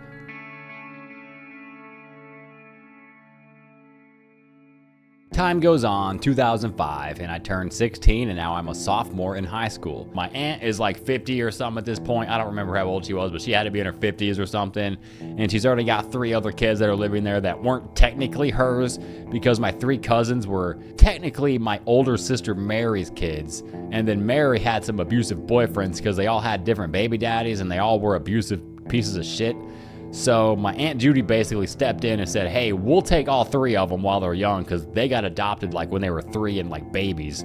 So they don't remember anything about their mom at all. So now my aunt and uncle are raising my sister's kids as older people. They're probably in their late 30s or early 40s when this happened. And then my sister and I get taken from my mom, and then we get put into my Aunt Judy's house. So now she's basically got 5 kids that aren't really even hers, and she's taking care of these kids. And my aunt's always coming over like, I don't know why you don't just let the state take them kids. Like, they don't need to be here, Judy. You can't take care of all these kids. Just let the state take them. And it's not like my sister and I probably have that much strain to the whole situation. Like, we're all in the same schools. We all get dropped off the same and come home the same, and we eat the same. And my sister and I get money from the government for our stuff, like food stamps and welfare checks. So it's not like we are like a burden there, really, outside of the fact that you have 2 extra kids sleeping here. And we're family. So it's kind of crazy to think that you guys would just be talking about how you guys can get rid of us. Like, it's kind of fucked up. But at some point, I guess my Aunt Judy decides to take her up on that advice, and she was like, you know what, that's not actually a bad idea. But the most fucked up part about it was that they come home, and my Aunt Judy is like, hey guys, we're all gonna go to Memphis. So we're all excited, like, oh shit, we get to go to Memphis, we get to go on vacation, right? We don't get to go on vacation, we never been anywhere. And Judy was like, well, Mario and Carmi's not going to Memphis, they're going to a foster home. And they literally put us in a fucking foster home. She was basically saying like, we don't even think you guys like it here. We don't think you guys like living here, so we're gonna put you somewhere else just to see if you like it. And if you like it over there, you can just fucking stay there, basically. How are we supposed to feel exactly? And at this point, I just turned 16, my sister's 13. And our entire lives up until this point has been chaos. Like, there's never been a single moment where it's just like, wow, we can chill for a little bit. It's always like fight or flight. You got to survive here. We got to go here. We got to move in here. We got to live there. We got to do this. And it's just like, there's never any like good periods. So it's not really a surprise that we would be acting weird, you know? But to my aunt, it was like, oh my God, I cannot believe they're acting like this. They must not want to live here. We're going to go on vacation and fuck you guys. We're taking you to a foster home. So that's basically what happened. They come in and we pack up some of our stuff and they take us to the foster home. So we get dropped off at the foster home. It's early evening, like 5 or 6 or 7 o'clock, and they take us over there and we get dropped off and we go in the house. And the first thing we see are like 4 or 5 of our freaking classmates, people that we actually went to school with. One of the guys I actually had on my baseball team. So there was like 5 kids there living there that weren't us. And then you add us to the mix. Now you got 7 kids living there and 2 adults. And the house was decent size. It wasn't small. It was upstairs, downstairs, rooms everywhere. So it wasn't like, you know, we had no room. But it was weird. It got weird in that house like immediately, like the first day and night we were there. It was fucking weird. So the first thing that happens is we go in, you know, we're all talking and whatever. And then I think we had just missed dinner. I can't remember, but I think we maybe just missed dinner and we were hungry.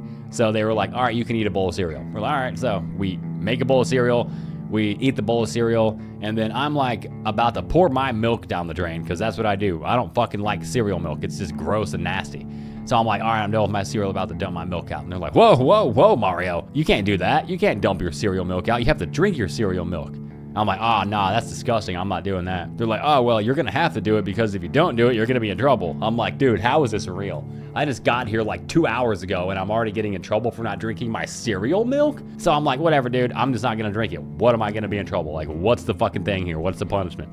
They were like, all right, well, you're going to have to go outside and pick up sticks in the yard for like the next 30 minutes if you don't want to do that. I'm like, whatever, dude, I'll go fucking pick up the sticks. And the funny thing is they're probably not used to like somebody saying, I'm not going to do that. They're probably just used to them saying, fuck it, I'll drink the cereal milk. Or they're probably used to like all of them doing exactly what they want them to do, because they're so conditioned in that lifestyle that that's just what they do. But we're over here and they're like, oh, hell nah, you ain't doing that. You got to go, they probably didn't even have a punishment. They were probably like, he's gonna drink the milk. And then I didn't. They were like, pick up sticks outside. So that's what I did. I literally went outside and started picking up sticks.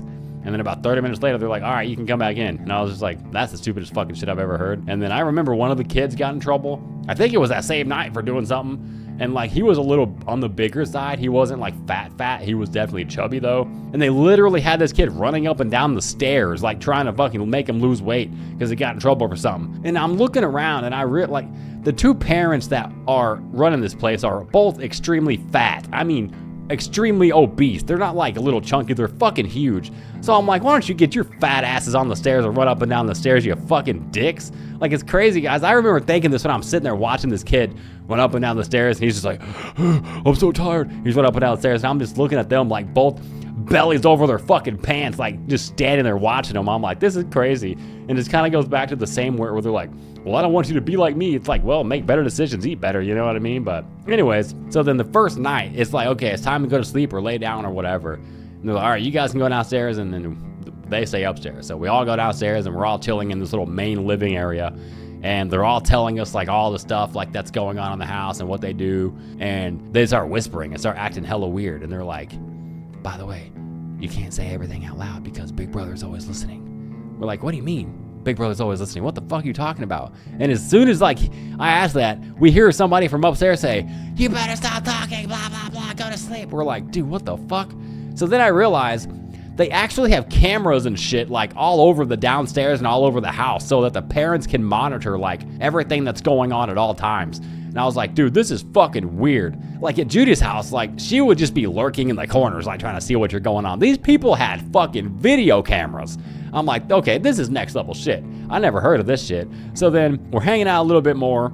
And then I realized like one of the girls there is like trying to hit on me. And I'm like, okay, dude, this is fucking weird. Now I'm getting hit on by this foster chick that's also here, and this is weird. And now the parents are like onto it. They're like, oh man, we have got to keep them away from each other because that's not going to be good. And it's like, dude, how am I going to live in a house with somebody where I got to stay away from them? Like, this is fucked.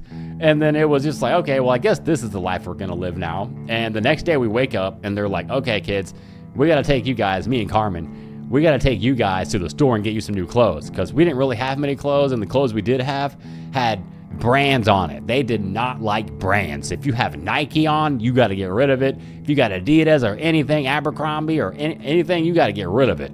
You only wear plain fucking clothes here. So they basically said, you can't wear any of the shit you got. We got to go get you new shit. And it was basically just like button-up polos with nothing on it, no design, no logo, just plain fucking Jane shit. And that was all we could wear. And then they went to the mattress store and they bought us both brand new beds. This is the first 24 hours that we're over there. We're already getting new clothes and a new bed. I'm like, oh shit, these people actually believe we're gonna live here. At this point, my sister and I are under the assumption that we can just leave. Like, not really, like, not right now, we can't just walk out and leave, but we're under the assumption that once they get back from vacation, we can just fucking leave and not come back. But I think these people fully believe that we're moving in for good. I don't know what conversation they had whenever they said that they were gonna move us in there, which is actually kind of fucked up to think about, that like my Aunt Judy and Junior didn't even ask us if we wanted to go to a foster home, if we wanted to live there, how we felt about anything. They like did all this behind our backs while we're at school and shit, because they obviously had to set this whole thing up before they just dropped us off. You can't just show up to a house and be like, hey, we're leaving our kids here. So I don't know what they told them, but they had to tell them something where they fully believed we're moving in, because they're literally buying beds and clothes. We have to go to church, whatever day that was. It was Sunday, so I don't know what day we got there, but at some point we had to go to church. And that was also really awkward, because we go there and then people that are at the church also go to our school. And now they see us with these people and they come up to us after the church. We're having like a fellowship thing, and they come up to us and they're like, yo, what are you doing with those people? I'm like, oh, that's our new foster family. We got to live with them now. I'm like, oh, damn, that sucks. They're fucking weird. And I'm like, I know, we live there. We fucking see it now. They got cameras everywhere and they're always listening to us and shit. It's fucking creepy.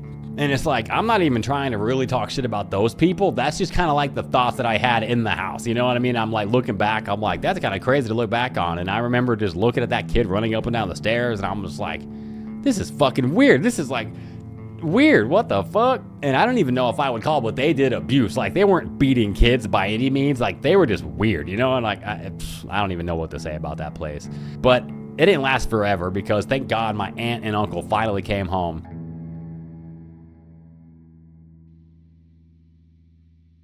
The foster family took us back over to my aunt and uncle's house.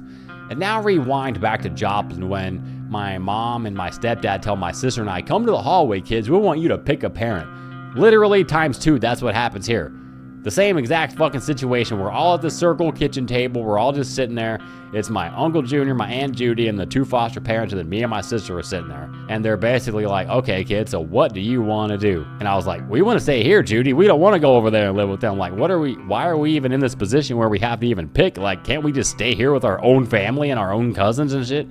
I imagine they were cool with it, because we did stay there. Like, that was that, and the foster family just had to leave, and it was extremely awkward, because like, I remember they bought the bed and the clothes and everything, and they were even bringing that up when they were there. Oh, well, we bought you a bed, you know, we bought you clothes, we did this, we did that, like basically trying to convince us to leave Judy's house and go live at their house.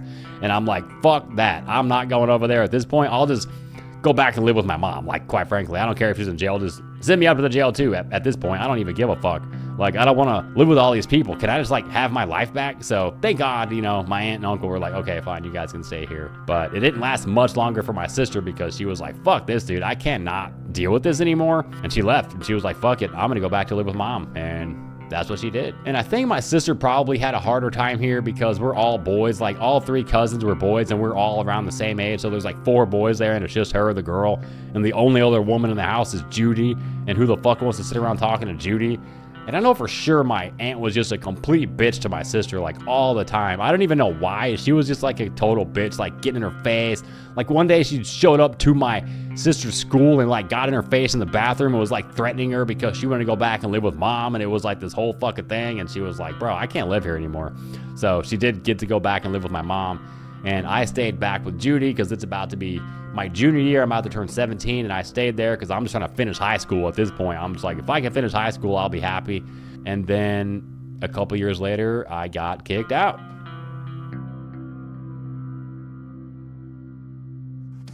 She says, hey, I want you to go to school and tell everybody he has hep C. Then you can just wear this big diaper because you're a big fucking baby. Your mom's in the hospital. She lost her leg. She was doped up on pain pills. Fuck this place. I'm never coming back. I'm fucking waking up and I'm leaving. And just destroys the whole fucking room, pulls out every single drawer, throws it all over the floor. And he's like, hey, Mario just got kicked out of his house and he doesn't know where to go. So can he just live with us? This church specifically awarded my aunt Mother of the Year. She slaps the shit out of me and she's like, I want you out of my house. Get out of my house right now. I never want to see you again. Ah, she did it. She's such a great mother. So then I just say like, get the fuck out of my face. Why is my son in my room right now and I don't have a leg? Well, I got sent to boot camp. Oh wait, that's just Judy's house.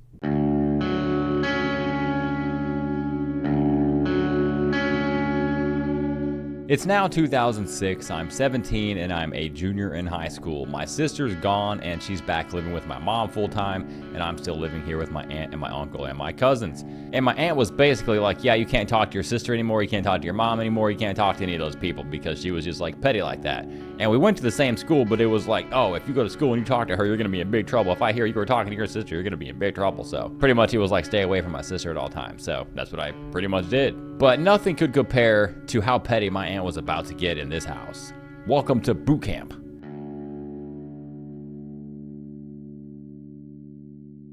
My aunt was just really mean. My mom and Bobby were outwardly mean. They were loud and crazy, but we all knew that. But my aunt really just liked to play mind games. She just loved saying shit as much as she could. All the most passive-aggressive statements she could ever think of, she just wanted to say it. You're gonna be just like your mother. And her favorite thing in this house was just to pit people against each other. She just wanted people to be pitted against each other, which was obviously the most unhealthy environment you could ever grow up in, when everybody in the whole house is going at each other pretty much every single day. But she like reveled in it. It was just so fucking weird. And I think the biggest problem was that she had gotten injured at work like a long time ago. She worked at a factory and then got injured, and then she was just waiting on a settlement of big money. She always talked about she was gonna get a lot of money. She just waiting for the settlement to come in. And I think she just was always pissed because she wasn't doing anything. She's sitting around the house all day living on disability or whatever, waiting for her settlement check. I don't even know if it ever came, to be honest.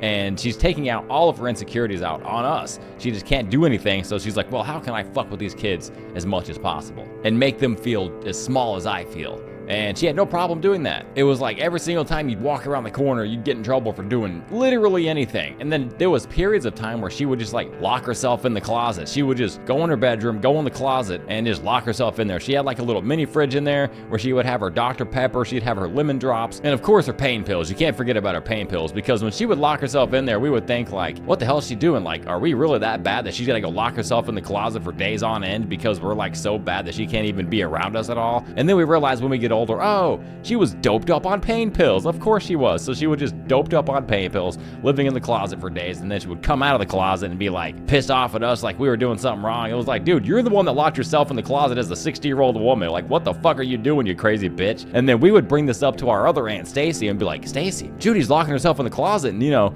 taking all these lemon drops and, you know, Dr. Pepper's in there and she's not coming out for days. Like, what's she doing? And she's like, oh, that's mom. Don't even worry about that. She does that shit all the time. She used to do that shit with us. And then she would tell us a story about how Judy would like lock herself in the room and then like sneak out the window and then go somewhere, and then come back later on and then sneak back through the window and then come out of the room and be like, why was nobody looking for me? You didn't even know I was not even here. It was like, dude, you are a fucking psychopath, bro. And then she would force us to like get up and go to church every single Sunday and Wednesday, but it's not like we disliked going to church. It was like whatever, but it's not like she went to church. She didn't go up and go to church. She just made us go to church so that she could look good for the rest of the family. So, you know, we're not being sent to church and she might look bad. So she's got to wake us up and we get to send to church, but she can't go to church with us, of course. She's got to stay home and stay doped up on her pain pills. But God forbid that one of us didn't want to wake up that morning and go to church because it's the weekend and we're like, hey, maybe we want to stay home today. And she's like, oh, you want to stay home? We're like, you're going to lose the car. You're going to lose this. You're going to lose that. You're grounded. And just like with my sister and my mom and all these people, she was like, you can't talk to these certain people at church, because this whole situation happened with one of her kids and one of these other people at church that we went to church with. And she was like, you can't ever talk to those people at church. And if you get caught talking to them, you're going to be in trouble. So then we go to church and she would say that every week, don't talk to those people. And then we come home from church and she'd be like, did you talk to those people at church? Did you talk to those people at church? You're gonna be in real big trouble. It's like, dude. Or she would even say, I heard you were talking to those people. It's like, dude, Why don't you get off your fucking lazy ass and come to church and find out who we're talking to? Like, it's pretty fucked up. You send us to church and then say who we can and can't talk to while we're at the church. You're like, what the hell? And it's actually really ironic at this church because I remember this church specifically awarded my aunt Mother of the Year at some point. Like, whatever year that we had all of us there as me, my sister, and all three of my cousins, she got awarded Mother of the Year. And we're sitting back there looking like, wow, I cannot believe she's actually winning Mother of the Year right now. If they only knew what the fuck was going on behind closed doors, she wouldn't be getting any award right now. This is fucked up. But obviously we're not going to say anything at church like, hey, she's actually really mean, because even then, like, when you say, oh, we're getting disciplined or we're getting screamed at or hit with the belt or whatever, nobody really cares. They're like, oh, well, that's discipline. You just want to be a fucking degenerate. You want to go out in the streets and do all this fucked up shit, and she doesn't want you to do that, you know. We can't just be like, you know, saying anything that's actually real, so we just have to go there. Oh my God, she did it. She's such a great mother. It's like, such a horse shit. And for some reason, my aunt really just wanted us all to go to the military. She was like, you know, the military will straighten you out. We have to go to the military because of all this fucked up shit. It's like, you could treat us better and then we might not be so fucked up. But my aunt pretty much thought we were in the military or something, because it was like we were living at boot camp and she was the drill sergeant. We'd have like a shirt in the floor or a shirt in the closet, or something's out of place or something's not to her liking. It's not perfect, so it's all got to get destroyed. So she'd come in and see something. She would just be looking for something. She literally comes in there looking for something to be mad about, finds something to be mad about, and just destroys the whole fucking room, pulls out every single drawer, throws it all over the floor, throws the TV on the ground, everything in the closet's got to come out, and then she'd believe him like, nah, clean it up the right way.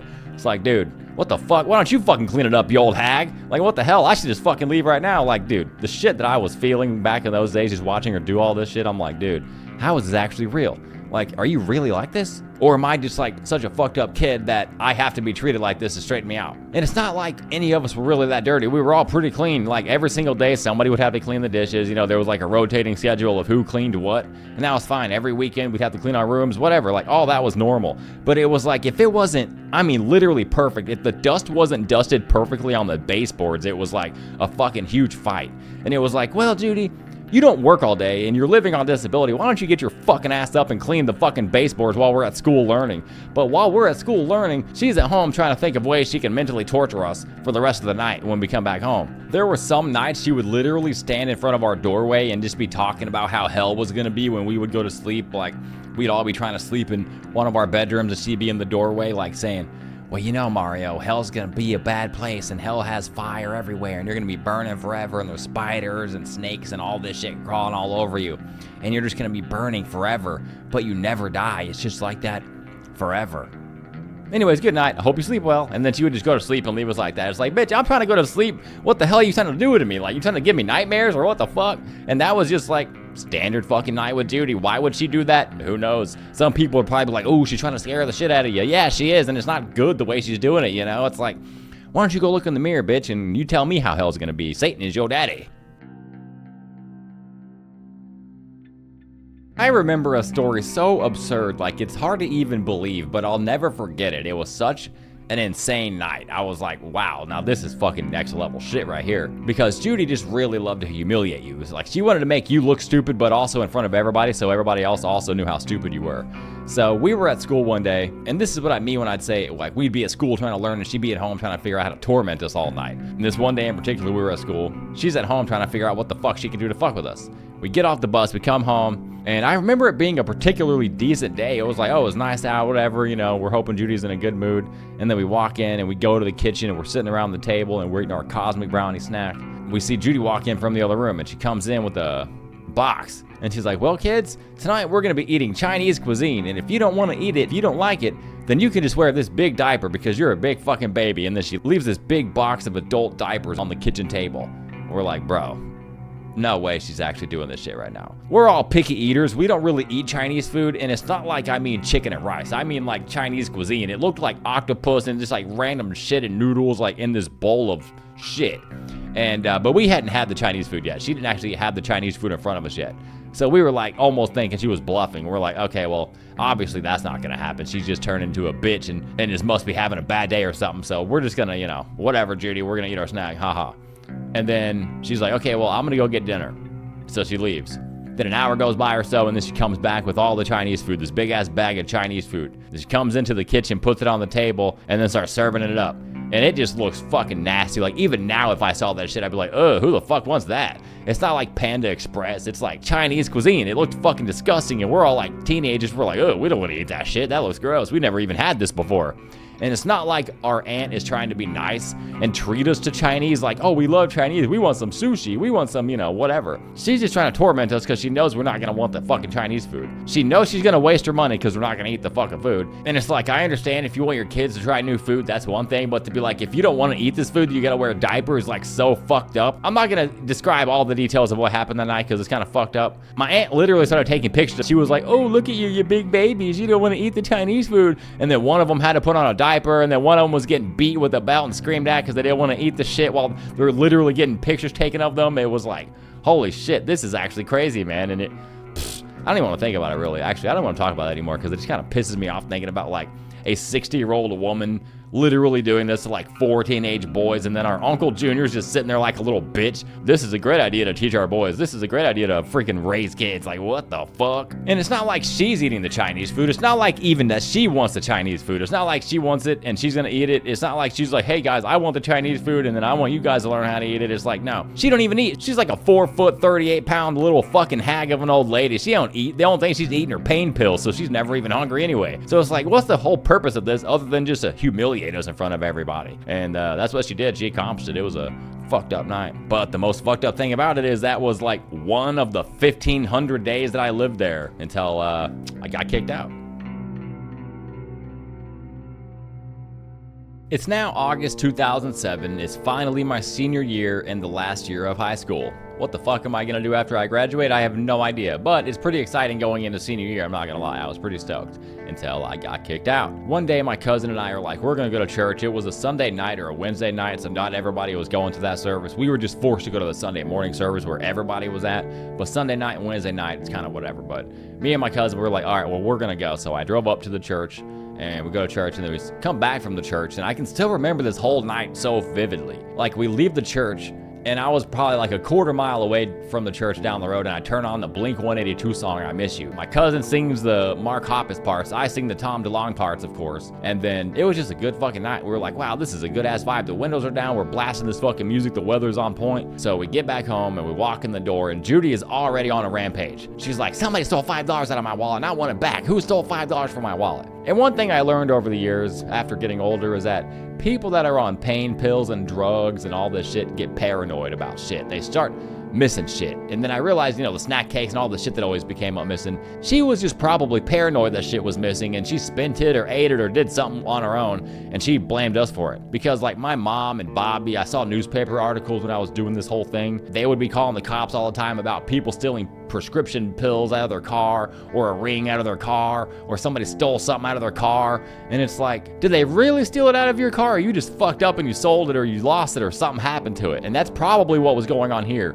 My aunt's all fucked up on drugs, and she probably either spent the $5, put it in the offering plate, or gave it to one of us at some point. Like, nobody stole $5 from her. Like, nobody in this house would have ever went into her purse and stole $5. That's just a fact. And she's just on this rampage. Somebody stole $5. And at this point, I'm just like so fed up with this shit. I'm like, dude, I can't deal. This is like, I'm like 3 years into this house now, and it's just every day is like some bullshit. And I'm like, I cannot deal with this shit no more.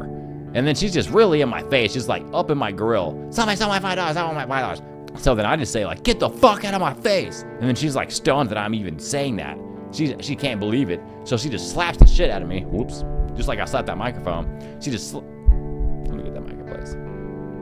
There we go, we're good. She slaps the shit out of me, and she's like, I want you out of my house. Get out of my house right now. I never want to see you again. Because I had just turned 18 like a few weeks ago, and we're just now starting school. Like the school year just now started. So I'm like, well, fuck. I don't know what to do now. Now I'm getting kicked out of my aunt's house. I can't go back with my mom because like at this point, I don't really want to live with my mom, because still I know my mom's a crackhead, and if I go back to live with my mom, it's just going to be a bunch of bullshit. So I'm like, fuck. Now what am I going to do? So I'm like, fuck this. I'm going to sleep. So I go lay down in the bed, and I'm going to sleep. And then my Uncle Junior walks in the room like a little bitch he is, and he's like, Mario, I'm gonna need you to give me the keys back to the car. Judy said I gotta take the keys back to the car. I'm like, why don't you go tell Judy to shut the fuck up once in a while, Junior? Why don't you ever take charge around here, like, ever? So I'm like, whatever, Junior, take the keys. I'm like pissed off at him too. I'm like, whatever, here are the fucking keys. And then he takes them and then shuts the door. And I'm thinking at this point, all right, fuck this place. I'm never coming back. I'm fucking waking up and I'm leaving. So we go to sleep. I wake up, I grab some outfits, And then I call my friend and I'm like, hey, I'm getting kicked out. Can you come pick me up for school? He's like, yeah, I got you, bro. So he shows up to pick me up. And one of my cousins decides to go out to the car with me. So we're both walking out to the car. I get into the car. And as my other cousin's about to get into the car, my friend that was picking me up was like, dude, what are you doing? I ain't picking you up.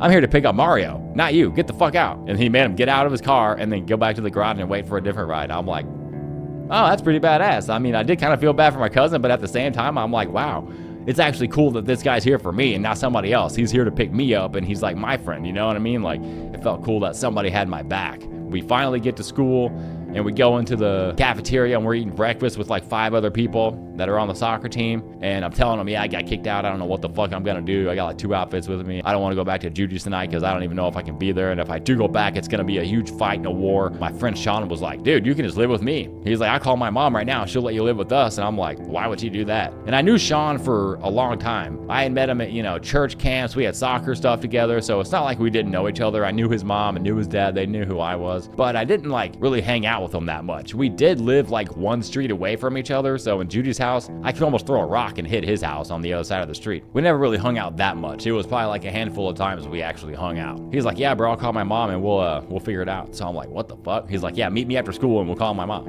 I was like, no way. Why would he want to do that for me? That's cool. So now I feel at least a little good that somebody's gonna try. I meet up with him after school and we call his mom and he's like, hey, Mario just got kicked out of his house and he doesn't know where to go. So can he just live with us? And she was like, that's probably like a weird call to get. Can another kid just move in with us for no reason, And it's like, what happened? He's just like, yeah, Judy kicked him out. She was acting crazy and then kicked him out. And she was like, well, I guess if he wants to come over tonight, we can figure it out and see what's going on. So then, well, okay, cool. So at least I can go over there and maybe kind of see what's going on. We leave the school and go to soccer practice. And I guess his mom had gotten a hold of my aunt and was like, hey, what's going on with this whole situation? And who knows what Judy told her, but I'm pretty sure it was like bullshit. Like she was like, oh, here's a warning. Mario's fucked up and he'll start stealing from you and start doing all this crazy shit. But even his mom didn't really care that much. She was just trying to figure out what was going on. We're leaving soccer practice and then Sean gets a phone call. He's like, do you know who this is? I was like, oh my God, that's my aunt. She's calling my friend Sean's cell phone right now. And she's telling Sean, yeah, did I tell you? I slapped him. Like she's actually on the phone telling Sean about how she just slapped me the night before. Like she can't get over the fact that she just slapped me. She's like, she got off on the fact that she slapped me. And then he ends up getting off the phone and I'm like, well, fuck, now I don't know what to do. How am I gonna get my shit? And we're like, all right, well, we're not gonna go to Judy's house. We're just gonna go straight back to his house and figure out what to do from there. So we go back to his house. We walk in the door and we're in the kitchen now. It was his mom and his dad were both there. And I walk in the kitchen and they're like, so Mario, like, what happened? Why'd you get kicked out? And I told them the whole story. Like, they said I'm stealing $5 and I didn't steal $5. Like, I work at McDonald's. I have my own money, which isn't a lot of money. But when you're in high school and everything's already paid for, your rent, your food, your medical bills and all that, you don't need money. So all the money I have from McDonald's is all the money I need. I'm like, I don't need her $5. I've got my own $5. What do I need $5 for anyway? I remember the very first thing out of his dad's mouth. Like, he was, looking at me, I'm making eye contact with me, listening to what I'm saying. And then as I'm done talking, he like looks over at his wife, with Sean's mom, and looks back over at me. He's like, well, if you're gonna be staying here, then we're gonna have to get you a room set up. I'm like, holy shit, it's that fast? Like, I just got here like 2 minutes ago and you're down to let me move in? Like, this is actually blowing my fucking mind right now. Nobody's ever really been like this. It's always like, what are we gonna do with these kids, man? These kids gotta go. We gotta figure out something to do with these kids. Let the state take them kids, put them in a foster home, send them to Lisa, send them to whoever. Just get them out of here. So it's just kind of crazy because I'm 18 now. I just turned 18. I'm a senior in high school. And they're like, yeah, you can move in here. And they actually got me a room set up within like the day. Like the next day, they had a bed in a room and everything ready for me to go. It was my own room. It was like, oh my God, this is next level shit. You guys are like the fucking best. But at this point, like, I still have to go get all my stuff. I only brought like probably 2 changes of clothes and all my stuff is still at Judy's house. And I'm like, oh God, I can't go back over there. Because now they know this is my last time ever gonna be even coming over there. I'm never coming back ever again, especially when I don't have to. Like, I don't have to come over here. I'm never coming back over here again. At least before I moved in, I liked going over there. We had the pool. We could all swim and hang out. Judy wasn't that much of a bitch. But now that I lived there for 3 years, I'm like, I never want to come back to this hell ever again. And they know that. Judy knows that in particular. So she's going to be going all out the whole time I'm over there. And I know this. So I'm like, Sean, you got to come inside the house with me, bro. You can't just take me over there. I need you to come in the house with me to fucking basically protect me. Because I know they're going to be going crazy and I don't want to be going as crazy. And if you're there, it might help. It didn't help. My aunt don't give a fuck anymore, bro. She knows it's the last time I'm over there. So we walk in the house, and the first thing she says, okay, actually, let me stop here. I gotta paint a little bit of context. Right after I moved out of my aunt's house, I had pretty much dropped out of all the good classes I was in. I was in like several of the smart classes, like the upper level, like math classes and shit like that, and science. And I'm like, fuck this. I don't want to do this shit no more. I feel stupid in here anyway. I don't even like being in these classes. I want to do other shit. The only reason I'm even in these classes is because I think it might make Judy happy that I'm in the smart classes, even though she still thinks I'm stupid. So I'm like, fuck this. I'm out of her house. I'm dropping out of all these classes. So I dropped out of multiple classes and went to new classes. And in one of these new classes was my cousin's ex-girlfriend. And we all knew each other. It's not like we didn't know each other, but I knew it was his ex-girlfriend. So I was like, oh, I remember you. What's up? And then we start talking, and then over the next week or two, we just keep talking and writing notes and whatever, and then we start dating at some point. I don't remember if we had started dating at that point when I went to Judy's to get my stuff, but either way, everybody knew that I was talking to his ex-girlfriend. So that's the context right before I get to Judy's house. And it's funny because like we've talked about all this like years later and nobody even cares, but it's funny that like even he didn't even care really then, but he told my aunt because now everybody hates me in the house because everybody's talking about me all day because I still haven't even came and got my shit. So if you have something to use against me, it makes you look good. And I know this sounds crazy. Like, I know it sounds like actually crazy what I'm even saying right now. Like, this is some sort of psychological warfare going on in this house, but literally that's what it was. So he's like, I got something. I could say, Mara's trying to date my ex-girlfriend, and then he told her. And then he didn't even care, though. Like, that's the thing. We'd all talked about this. He didn't even give a fuck. But Judy did. That's the fucking thing. Judy cared. So there's the context. I walk in the house, Sean's with me, and Judy sees me. The first thing out of her mouth, what, Mario? You can't get your own girlfriend? You gotta go take other people's girlfriends? What, Mario? What, you want to be just like your mother? Now she's on about the mother thing. She just can't stop saying all the shit that she's always been saying, and now it's all just coming out like a WWE catchphrase. She's like, bing, bing, bing. She just can't stop them coming. All the one-liners are coming out. She just can't stop saying them. And I'm now in the closet trying to get all my stuff out, and Sean's hit like here the whole time. He's just watching this all go down, and he's like, his eyes are like kind of big. He's like, what the fuck? But he's not saying anything. He's just kind of witnessing what's going on. We're all in the one bedroom because we have clothes in multiple bedrooms. So I'm in one of the bedrooms now getting my clothes because at this point, I don't really have clothes. Judy pretty much let everybody share clothes. And then when I wanted to move out, she only let me take like a few outfits. It wasn't like I could just go get what was mine because nothing was mine. It was everybody. So when I'm in there taking my clothes, she's like, no, Mara, you can't take that shirt. You could take 2 shirts, you could take 2 shorts, you could take 2 pants, you could take this, and you could take that. And that's all. You can't take any more than that. Even though I'm sure, like, some of the shit is mine. Like, what the fuck? Like, I bought some of this with my money that the government gave me, I'm sure. So, like, what the fuck are we on about? But that's how it was. She was like, you can only take this, you can only take that. And then, like, we're in the one bedroom, and there's like 6 people in the bedroom watching me do all this shit. Just, like, staring at me, trying to go through the room. And the bedroom isn't even... I'd probably say it's about the same size as this room. It's not that big, and you got 5 people just staring at you in a closet trying to get shit out of it, dude. I felt so weird. It was like, this is fucked up, and I just felt like the pressure of it just building up. And I was like, I gotta get the fuck out of here, man. So I finally get all my shit together, and I'm leaving the house, and Judy's still on about, you're gonna be just like your mother. You're gonna be just like your mother. And then as I'm getting my shoes on, leaving the porch, I'm like, well, I'd rather be like her than you.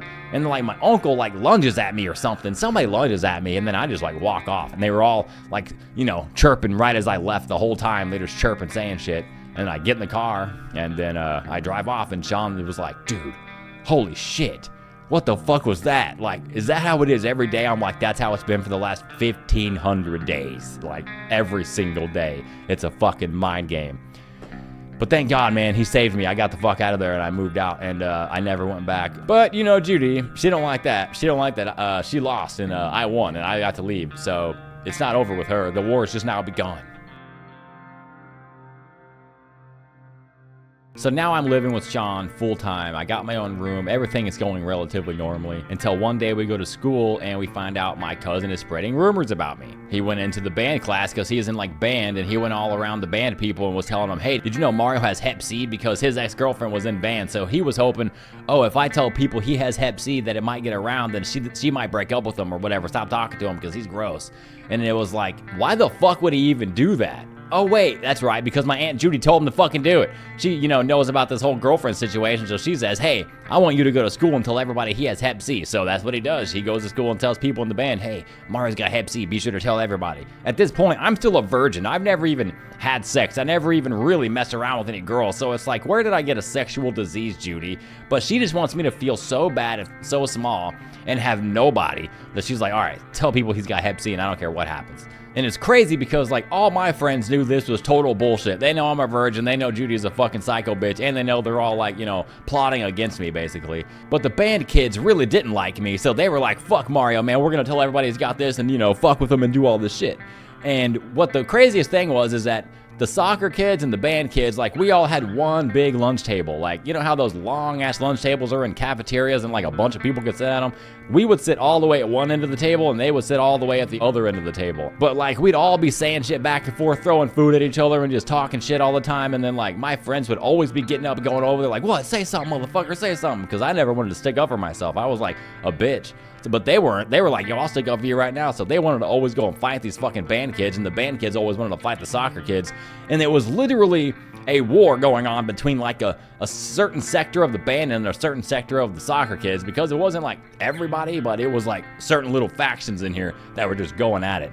All because of my Aunt Judy. Like, my cousins, like, didn't really care. Like, none of this was really something we cared to deal with. It was all Judy's doing. She said, go to school and you're gonna do this. And if you don't fucking listen to Judy, you're gonna be fucked. So you better do everything she says, because what she's gonna do is ask everybody else, hey, did you hear at school that Mario has Hep C? Because if you didn't, then I know that he didn't listen to me and go to school and tell people that stuff, because she was a fucking lunatic. Like, the amount of fights, like real fights that almost went down because people were in each other's face about to start swinging, like the amount of times that happened was so unreal. All because my 60-year-old aunt wanted to fucking play in high school drama. It was fucking insane. You can't even make this shit up. It's just fuck. I mean, like, how does a 60-year-old lady, like, get involved with this type of shit?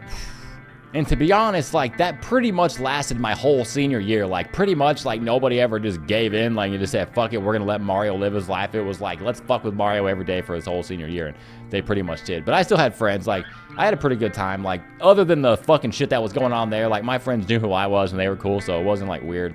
It was just kind of bizarre, kind of dealing with that my whole senior year. But things eventually kind of chilled out.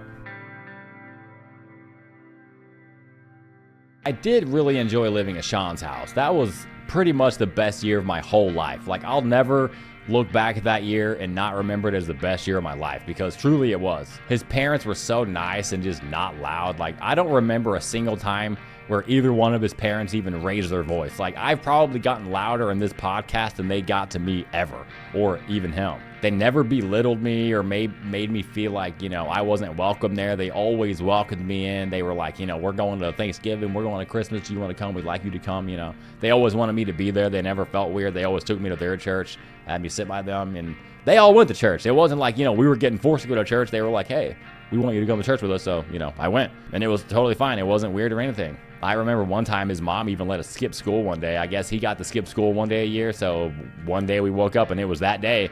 And she's like, hey, it's that day. You guys can skip school this year. I left some money on the table for pizza. It's like a movie, like literally. She was like, you guys can skip school. Here's money on the table for pizza, and I'm out of here. And she went to work, and we just got to stay home that day and order pizza. It was like, what? And we're not even getting in trouble? Like, what the fuck? This is crazy. This is wild. I can't believe you get to live like this. It felt like heaven over there. Because like I said, like my whole life, I don't really get to relax. I just always am in like trouble, or it's fight or flight, or we gotta move, or, mom's going to jail, or mom's smoking crack, or she's screaming or slamming doors, or I gotta go to my sister's, or, something's always happening. But at this house, it was just like peaceful, just relaxing, His parents are professionals. They're always at work. They're actually doing things with their life. They're not on drugs. They go to church. They're actually good Christian people. They're not like the Christian people that are like, fake as fuck. Like, they actually treated me like I was one of them, like I was part of the family. Like, when I moved in, they got me a bed so fast. They got me a dresser. Like, everything that a bedroom needed, I had it within a day. It was crazy. I remember sleeping in that room with my boombox on all night. Every single night I'd go to sleep, I had that big boombox still. I still had it right next to me on the nightstand next to my bed. And I'd be playing CDs in it all night. Just emo shit, Dashboard Confessional, Boys Like Girls, Rookie of the Year, just all the emo shit. It was a good time, but I do remember being sad all the time. Like, I was a pretty emo kid, I was dealing with it. But I didn't really know that I was dealing with it. I just was dealing with it. So I listened to this music that would sometimes make me feel better, but it's weird because emo music just kind of makes you feel worse. And then I just kind of listened to it, but, Well, whatever. Either way, that's what I would do at night, listen to that shit. But I felt really comfortable here. I just felt good. I didn't feel weird. I didn't feel out of place. Like, it was just overall like a super relaxed environment. And it was like I never got in trouble. I never got in trouble, and he never got in trouble.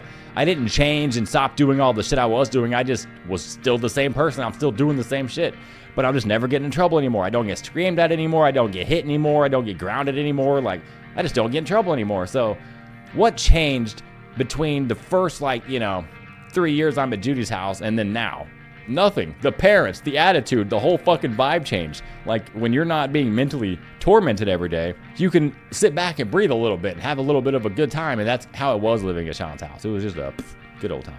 And at this house, I actually got to keep my government check, because once I moved out, Judy was still getting my government check like when I moved over there. So all the money that was going to my mom, now it got sent to my aunt.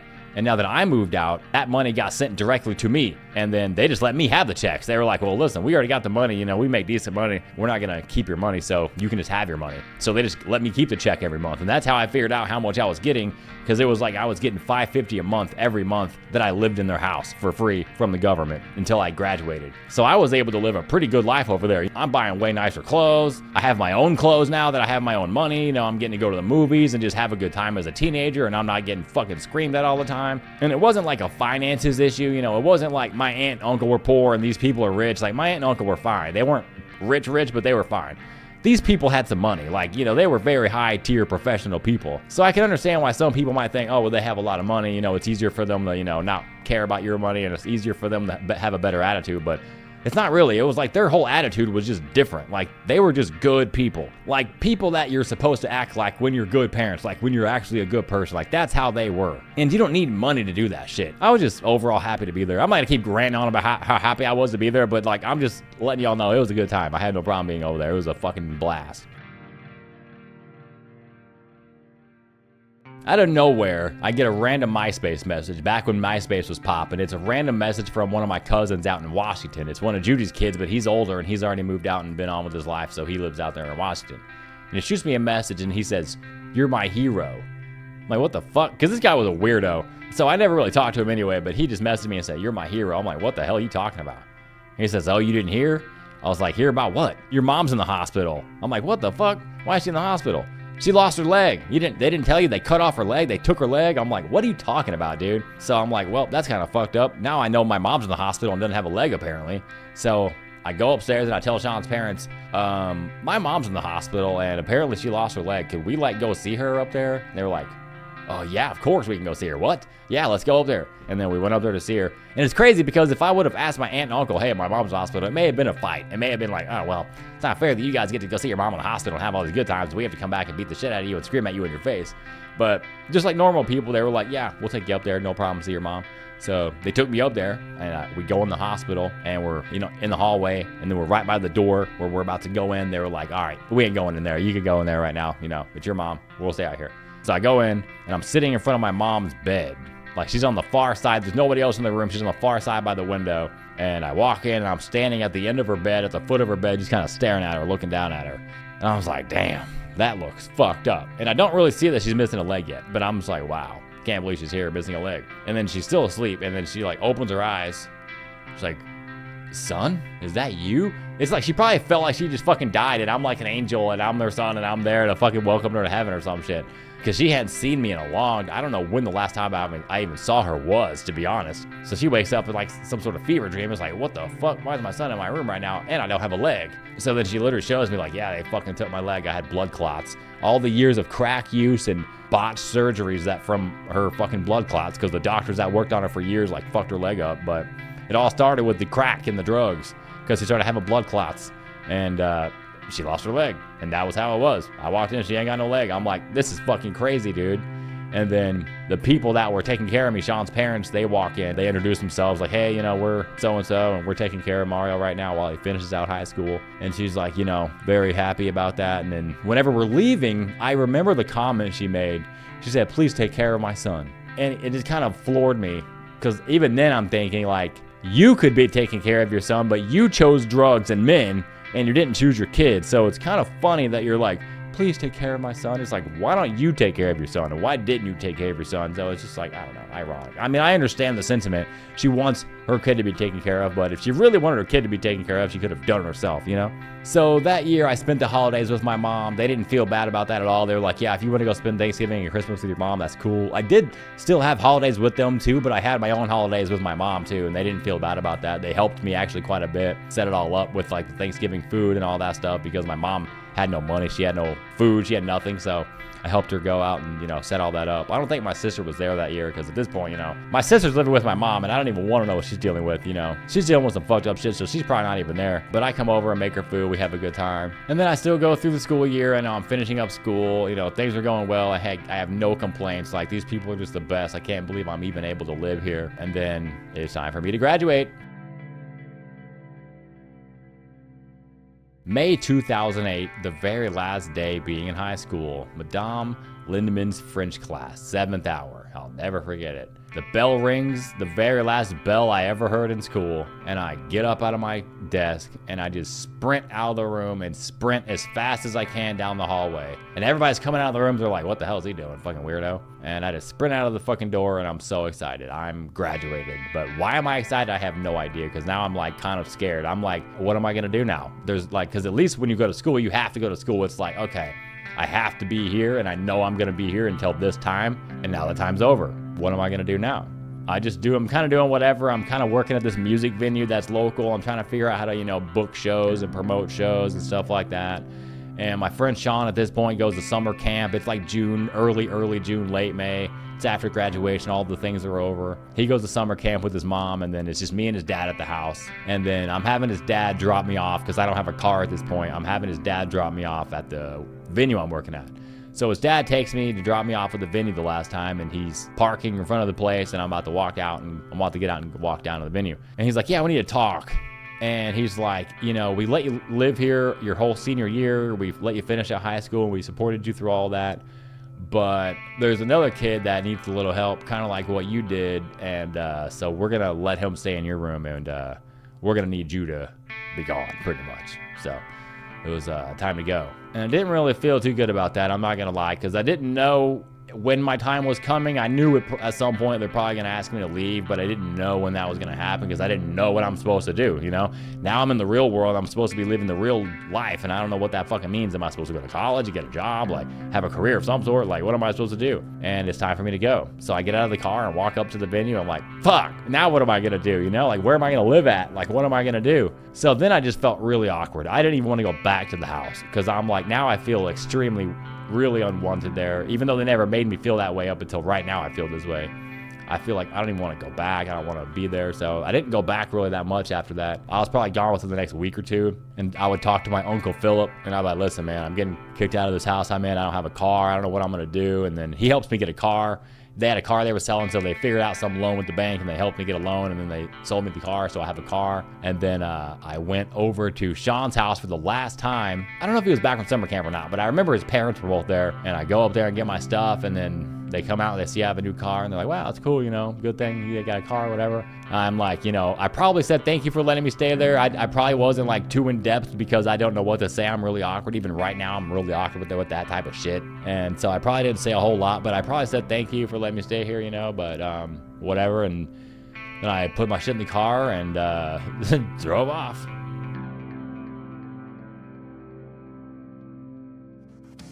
My mom is just sitting there, basically a vegetable, like she was dead. We are here at the Brown Chapel Cemetery where my parents are buried. He happened to be one of the EMTs that was there the day my dad killed himself. And I just shook my head at her. It was just like, damn, what a sad sight. Mom, why don't you go get a job with the IHOP? I literally haven't been out here since the funeral for my mom. My mom died on the table right in front of us. You know, I love Sandy, she was a good person, and this and that, and yada yada. And then I start crying, because I'm like looking at my mom, and she's in this casket. My parents in the ground. I swear to God, my computer just said penis. Well, we finally made it to the end of the road.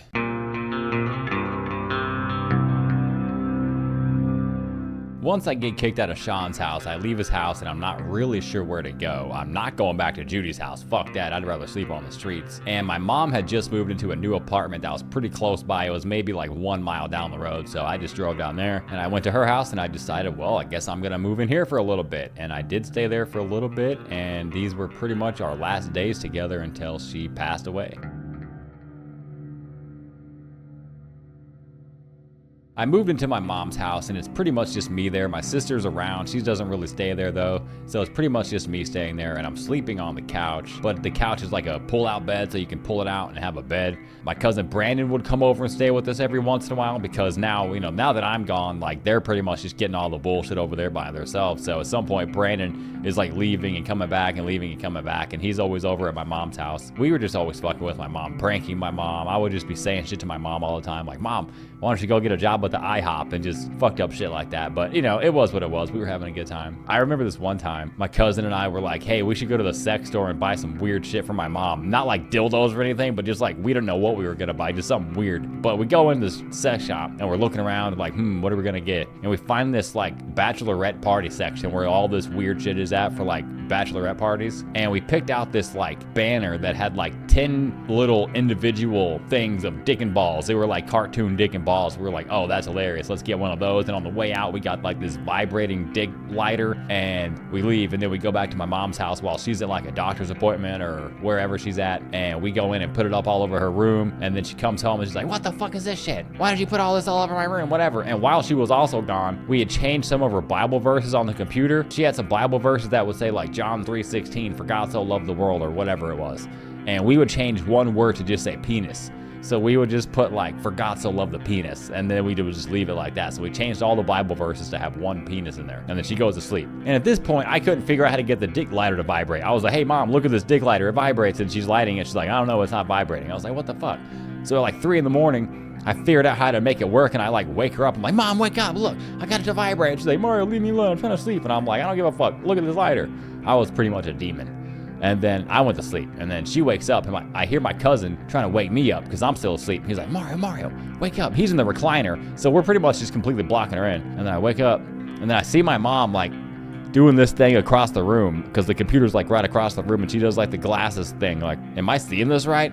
So she pulls her glasses down, and she's like, I swear to God, my computer just said penis. And then we just bust up laughing. I'm like, oh my God, that's hilarious. And then, yeah, she obviously sees that. But then at some point we like take the dick banner down because it's not even funny anymore. And then we go around town and put the dick banners up on drive-through menus, and then watch, like, we go park across the street or somewhere in the parking lot and wait for the manager or somebody to come out and see it and take it down. It was fucking hilarious.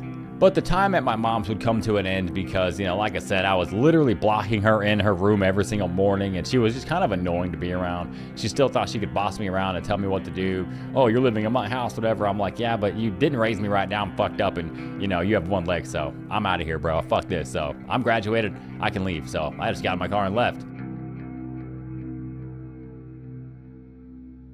And I drove right down the street to my friend Ricky's house, the Gower family, and they had helped me out quite a bit before. They always let me and my sister come over to their house and swim in their pool and stuff because they knew kind of our situation. And it's kind of weird, actually. Ricky, the dad, he was an EMT for years, and he happened to be one of the EMTs that was there the day my dad killed himself, which I didn't actually know about until like 2 weeks ago from filming this right now, which is kind of crazy.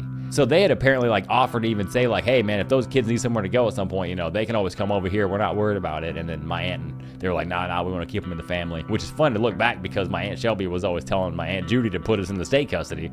So it's funny to know that the Ricky and their family were down to take us in, but nobody ever really took us over there. But I just showed up one day and I was like, hey, I have nowhere to go. Can I stay here? And they were like, yeah, you can stay here. We have no problem with that. We have an extra room up here, an extra bed, whatever. You can sleep here. So I moved into Ricky's house. And that year, I remember they actually helped me make Thanksgiving for my mom that year. Like, my friend Ricky would he woke up early in the morning and was like making my mom's Thanksgiving before I even got up. And I went down there. He was like, yeah, you need to do this and do this and do this, whatever. And then they helped me take it all over to my mom's house, and I spent Thanksgiving there with my mom. And then she moved out of that place and moved into a new house before Christmas came around. And then for Christmas, I remember it was Black Friday, and I went to Walmart and I stood in line at like 5 in the morning for like cheap portable DVD players because she really wanted a portable DVD player because she didn't have one in her room. She had one in the living room, but when she was in bed, couldn't get up out of her wheelchair. She wanted to watch movies in her bed. I got her the shower head because she couldn't stand up in the shower, and the landlord at the time didn't give a fuck that she was in a wheelchair, so she couldn't really take a shower. So she had this weird seat in there, but when the shower head's way up there and you're seated on the floor, it's just not really a great shower. So I got her the shower head that she could take off and then, wash herself like that. I really didn't understand, my mom and the one leg thing. Like, I understood, you have one leg and that's probably fucked up, but I didn't really truly understand it till I started working on all this, like how she was probably going through some shit, knowing that you had your whole life behind you and now you have one leg and you have to finish off your life old and handicapped and you got one leg. And this is back when prosthetics were like still kind of new and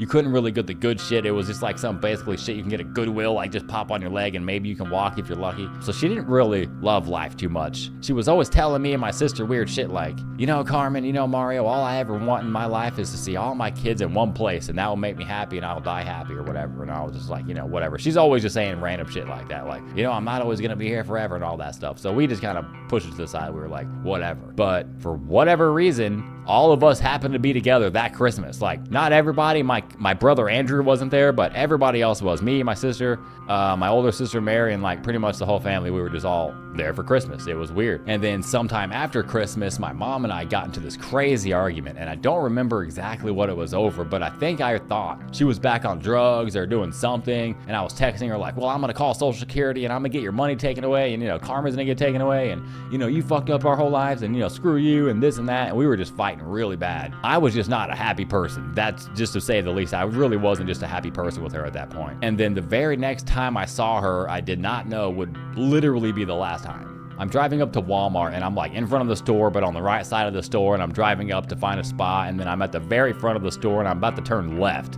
and go towards like the center of the store so I could go back down the next aisle and try to find a parking spot over there. And when I'm turning left, I see my mom sitting there like right next to the vending machines right in front of the store, I guess waiting for her ride to pick her up or whatever. And I can still see it so vividly in my head, like we're staring at each other. Like I make direct eye contact with her. I'm driving, I'm making a left, and I make eye contact with her, and as I'm driving by, we're just staring at each other, and I just shook my head at her. It was just like, damn, what a sad sight. That was pretty much the last time I ever saw her live.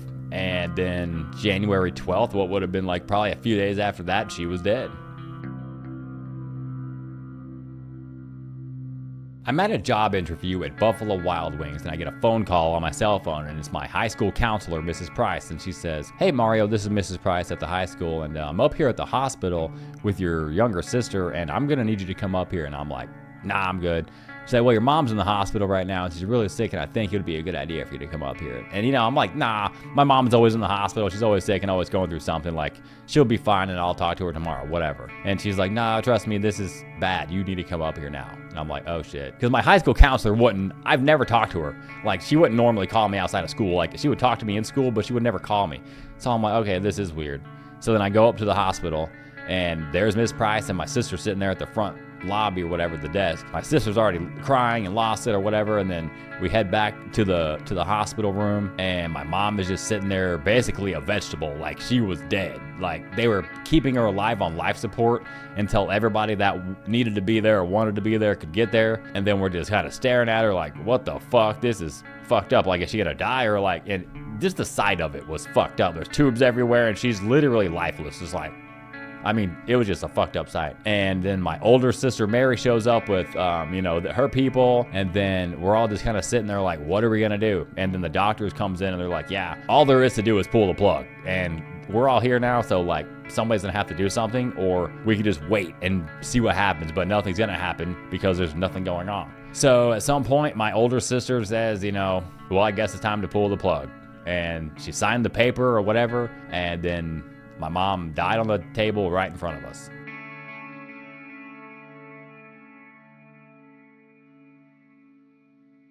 The funeral for my mom was just really not a good time. I mean, I don't know how anybody would expect it to be a good time or think it would be a good time, but it was just as bad as you would think it would be. We're sitting there, my Uncle Calvin is doing the sermon or whatever, and then he's like, I love Sandy, she was a good person, and this and that, and yada yada. And then I start crying because I'm like looking at my mom, and she's in this casket, dead, and you just kind of, it's so weird if you've ever been to a funeral where you kind of just expect them to get up and just move or blink or something. You just like are waiting for something to happen, but it's never gonna happen. They're just dead. And you know, like you're never gonna talk to them, they're never gonna say another word, and you're just looking at them dead. And I started losing it, and I just get up in the middle of the sermon, fuck this, I just go over to the fucking casket, I'm crying next to the casket and shit, and then, you know, the service ends, and then my Aunt Shelby's like, you know, come on, Mario, they gotta get the body out of here, and, which I thought was fucked up. I'm like, motherfucker, this is the last time I'm gonna ever see my mom. Like, you know those moments where it's the last time, like, well, this is my moment, this is that time, so leave me the fuck alone. But she got me out of the way, and they closed the casket up, and they picked up the casket and put it in the back of the hearse, and then we drove over to the cemetery where they would bury her. Well, we are here at the Brown Chapel Cemetery where my parents are buried. I literally haven't been out here since the funeral for my mom, which was in 2009. I was coming out here one time, it was years ago, 2010 probably, and I was like, yeah, I'm gonna go visit my mom's grave, and I literally hit something and popped one of my tires, so my tire went flat. So I just said, whatever, I guess I'm not going out here, and I just went home. That was the last time I ever even tried to come out here. So it feels kind of weird to be out here. It's weird to know that my parents are like buried in the dirt out here. It's creepy. Well, here is my parents in the ground. It says loving husband and father on this one, but it's weird. So how can you be a loving husband and father when you kill yourself and you leave your children with a crackhead?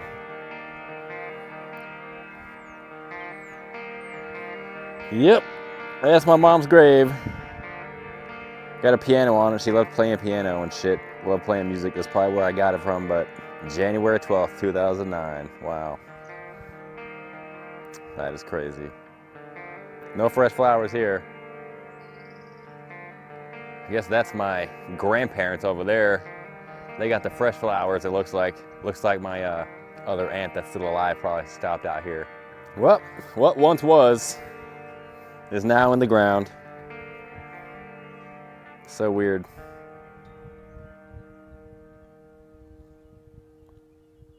The only thing I can even remember from the funeral is leaving the funeral and going to lunch. And then, I don't know, I guess we went back to our church and we were eating. I don't think we were at our church. We were at somebody else's church eating. And my aunt comes up to me, my Aunt Judy, and she's like, Mario, you haven't even touched your food. You need to eat. It's like, motherfucker, do you see how my day's been? My mom's dead. We just buried her 6 feet in the fucking dirt. My whole life is a shit show and I have no idea what the fuck I'm gonna do now.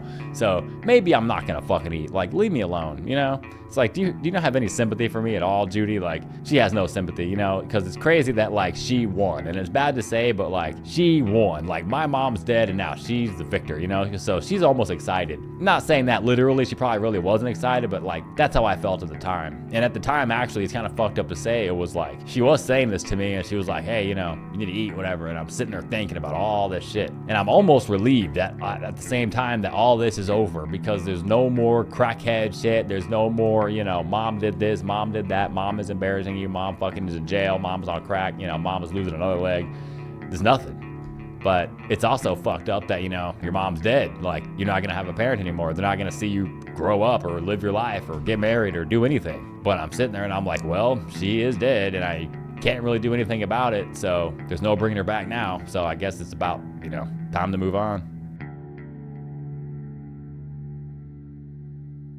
It's January 2009. I'm 19 years old. My mom's dead and my dad's dead. I have no real family support and I just don't really know what the fuck I'm gonna do. And it's pretty easy probably from the outside to be like, oh, well, go get a job, go get a fucking career, you know, go to college. You've got a high school diploma, go to college and do something with your life. But when you're like a burden basically your whole life and like it's psychological warfare for the first fucking 19, 18 years of your life, what do you even expect to do? Like, how are you even supposed to get out of that? Because it's not as easy as just go get a job because all this shit is still whirling around in your brain. Like all that shit that just happened is still in your body. It's not like whenever my mom died, like all this stuff just went away and just disappeared. It was still there.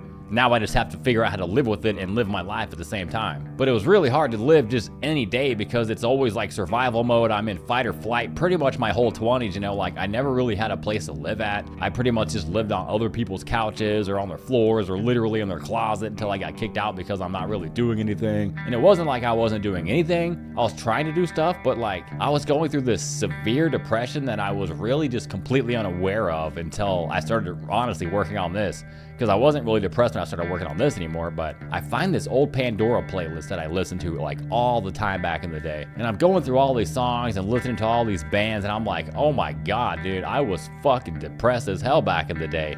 Because I wasn't really thinking about it when I was listening to those songs or those bands or anything. I was just trying to feel better. I'm like, music is all I have, so that's all I'm gonna do and listen to, and that'll help me feel better and pretty much save my life, if you will. So then I'm listening to all these songs, and it's like nostalgia to a degree, but it's more just like, I can't believe how bad I felt, because then the second I'm listening to these songs, like all those bad feelings came over me like all over again, and I can remember how bad I felt all the time. I had such like a lack of motivation, like I didn't want to do anything. I didn't even know who I was. I didn't know what I was doing, you know? I was literally just like some kid out there trying to figure it out. And in my 20s, I just really never felt like I was able to grow up or mature or like be a real adult like everybody else. Like I was never able to relax in my whole childhood. It was always something going on, and we're moving and we're doing this and doing that. Now as an adult, it's like that much harder to just keep your feet on the ground and just like stay there. I felt behind like all my peers. I felt stupid. Like I really couldn't hold a conversation. I would stutter all the time, and then like nobody would ever take me seriously about anything, and I was just like, fuck.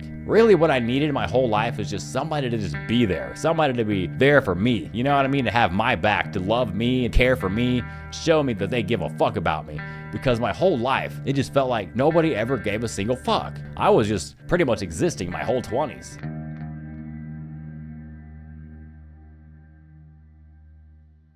When I started Purple Hearts, I was at a crossroads in life. I'm about to turn 26. I have no money. I have no hope. I pretty much have nothing going on of extreme importance. And I needed something to focus on. I needed something to have a goal towards. I needed to have something that was mine, something that nobody could take from me, because, you know, I lived pretty much out of a backpack for my whole 20s. I never really had anything. And when I lived in my aunt's, you know, she could just take it away at any point.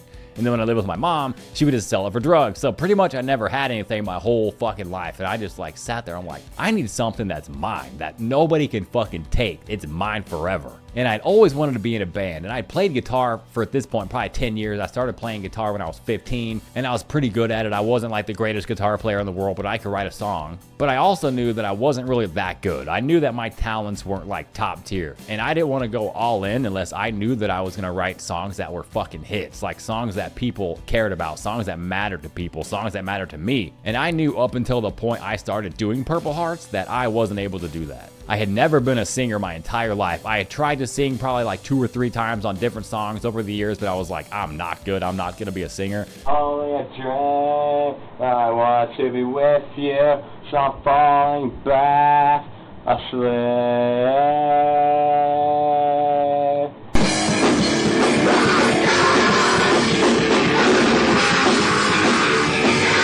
I'm totally fine being in the background playing guitar. And so all the bands that I was in, I was just a guitar player, no problem. But then at this point, I'm like, okay, well, I want to write lyrics, and I have songs that I want to write, because I had like 2 or 3 songs that I had written that I wanted to put out, but I didn't want to sing it. I had lyrics, I had melodies, everything. I just didn't want to sing it. So I started contacting people, and I'm like, hey, will you sing my songs? Will you sing my songs? Here's my lyrics, here's my song. Will you sing the song? Whatever. Nobody was really interested. Like, fuck. Because who's really interested in that? Like, if you're the singer, you probably want to write the song. You don't want to sing somebody else's lyrics and shit, and it was just not going to work. So I'm like, fuck it. I'm going to do it. I was like, worst case, I'm out a little bit of money, and I don't have a song or anything. But best case, I'm able to start a band, and I'm able to do something as a solo artist. So I said, fuck it. I'm going to put these songs out that I already have by myself. So I contacted my who is now producer, Kevin. I said, hey, man, my name is Mario. I got this band I'm trying to start called Purple Hearts. I don't have any songs that I've recorded, but I have some demos that I recorded on my iPad with GarageBand. So if you want to check those out, I can do that. I can even sing the song over an acoustic guitar so you can at least hear that I'm able to sing. And he was like, yeah, man, for sure. Let's book a date and figure it out. So a couple months later, I go into the studio and knock out what would end up being my very first single, Love and War.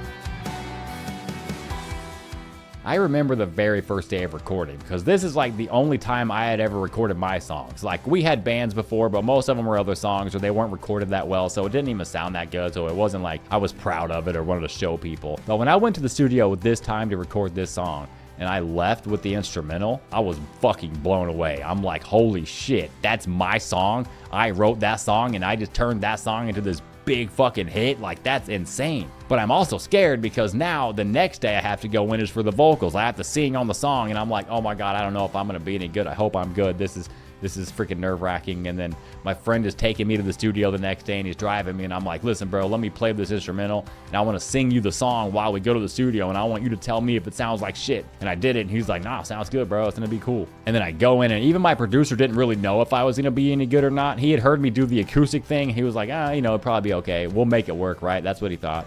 So I go into the studio, and I do the first chorus, just let me go. And he was like, dude, holy shit. You already have like a melody and everything. You got this down, bro. And I'm like, okay. And then he played it back for me. Just the raw version of what I just did. And he played it back. I'm like, oh my God, I can do this. I can fucking do this. This is fucking what I'm made for, dude. I can actually do this. I'm actually going to be a singer. Just let me go, hold on.